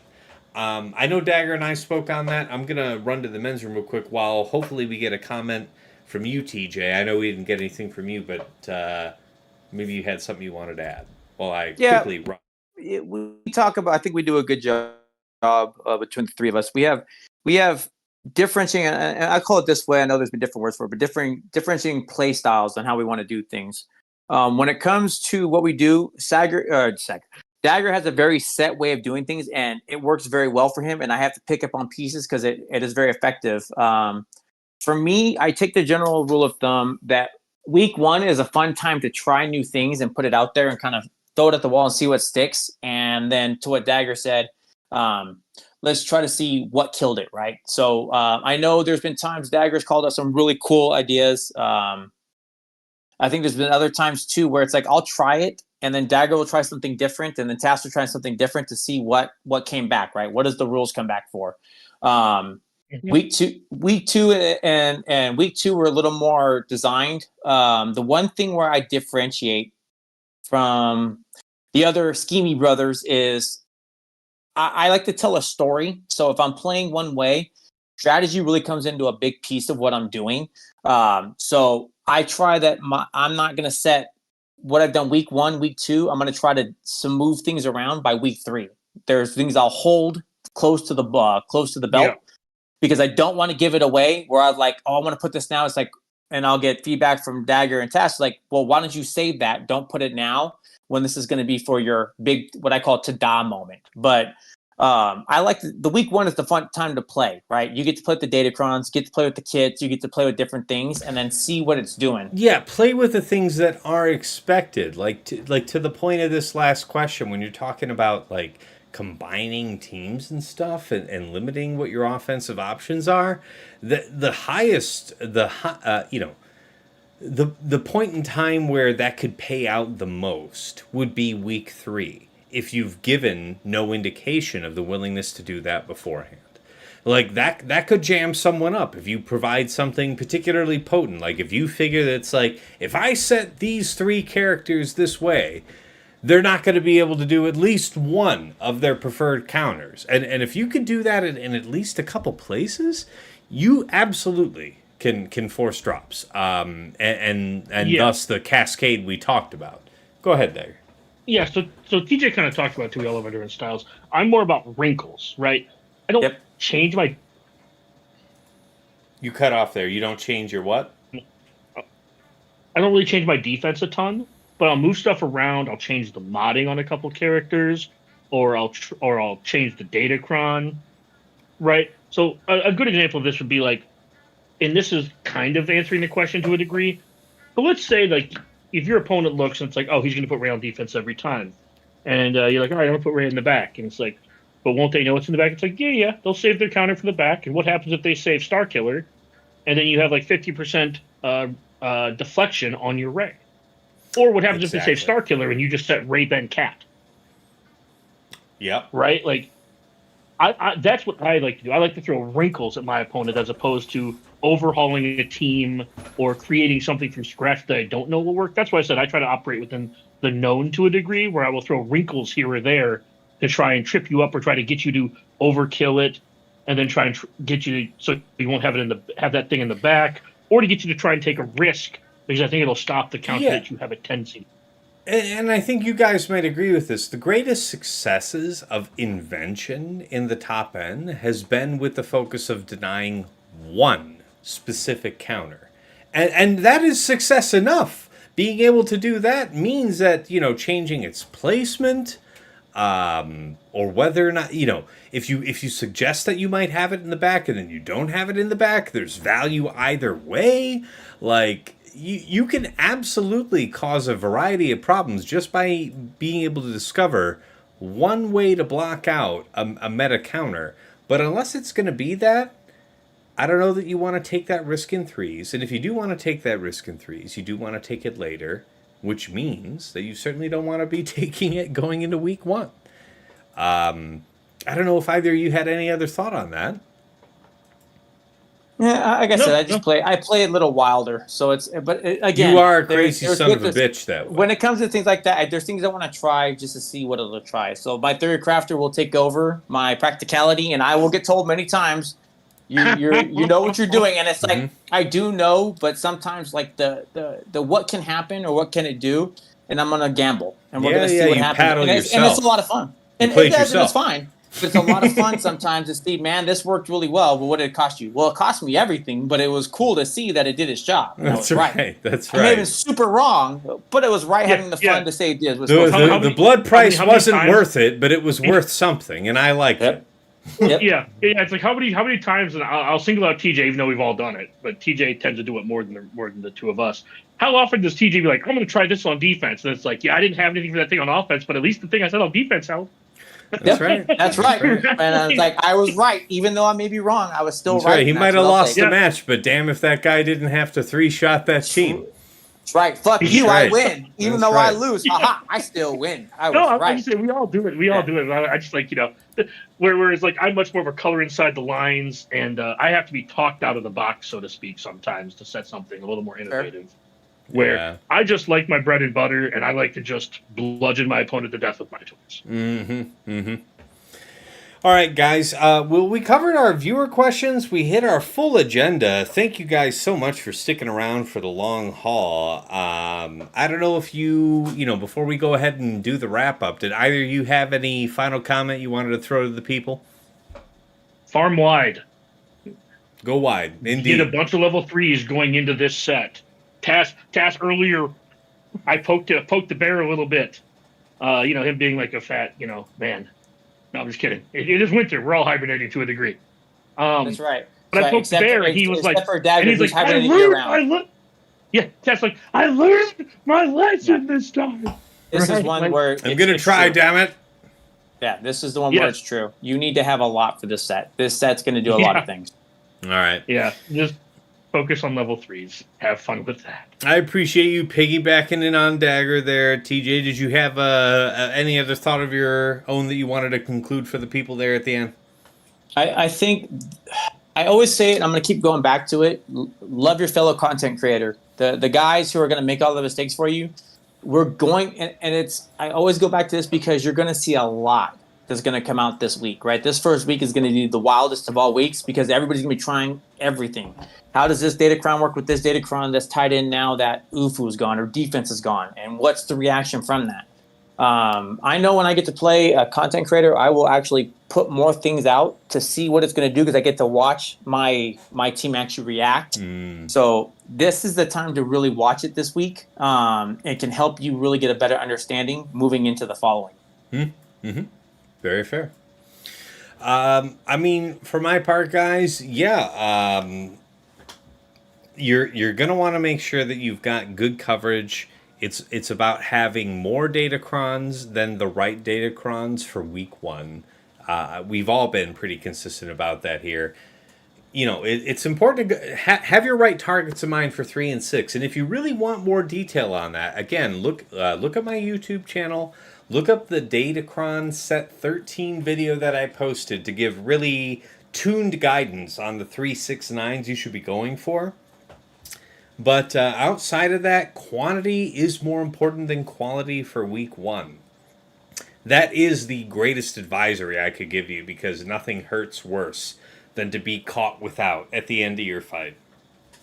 That being said, as always, thank you to Dagger, TJ, and Sasha Isha for making time in your busy schedules. You guys all have, family, full-time jobs, stuff going on in your lives. I really appreciate you guys making the time to be here.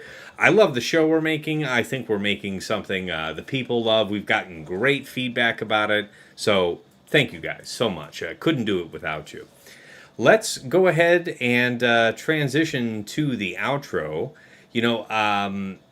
I don't have something that pops up on screen here. It's something probably I should think about when I'm only doing a YouTube-only recording. But check out, on my YouTube channel, I do have links to my Twitch channel where I do stream live when available. So twitch.tv/Tassenix. My Discord link is also available there. You can pop on in. You want to find out when I'm going live. You have a question to myself or any of the Scheme team here, feel free to drop a note to us here on my Discord.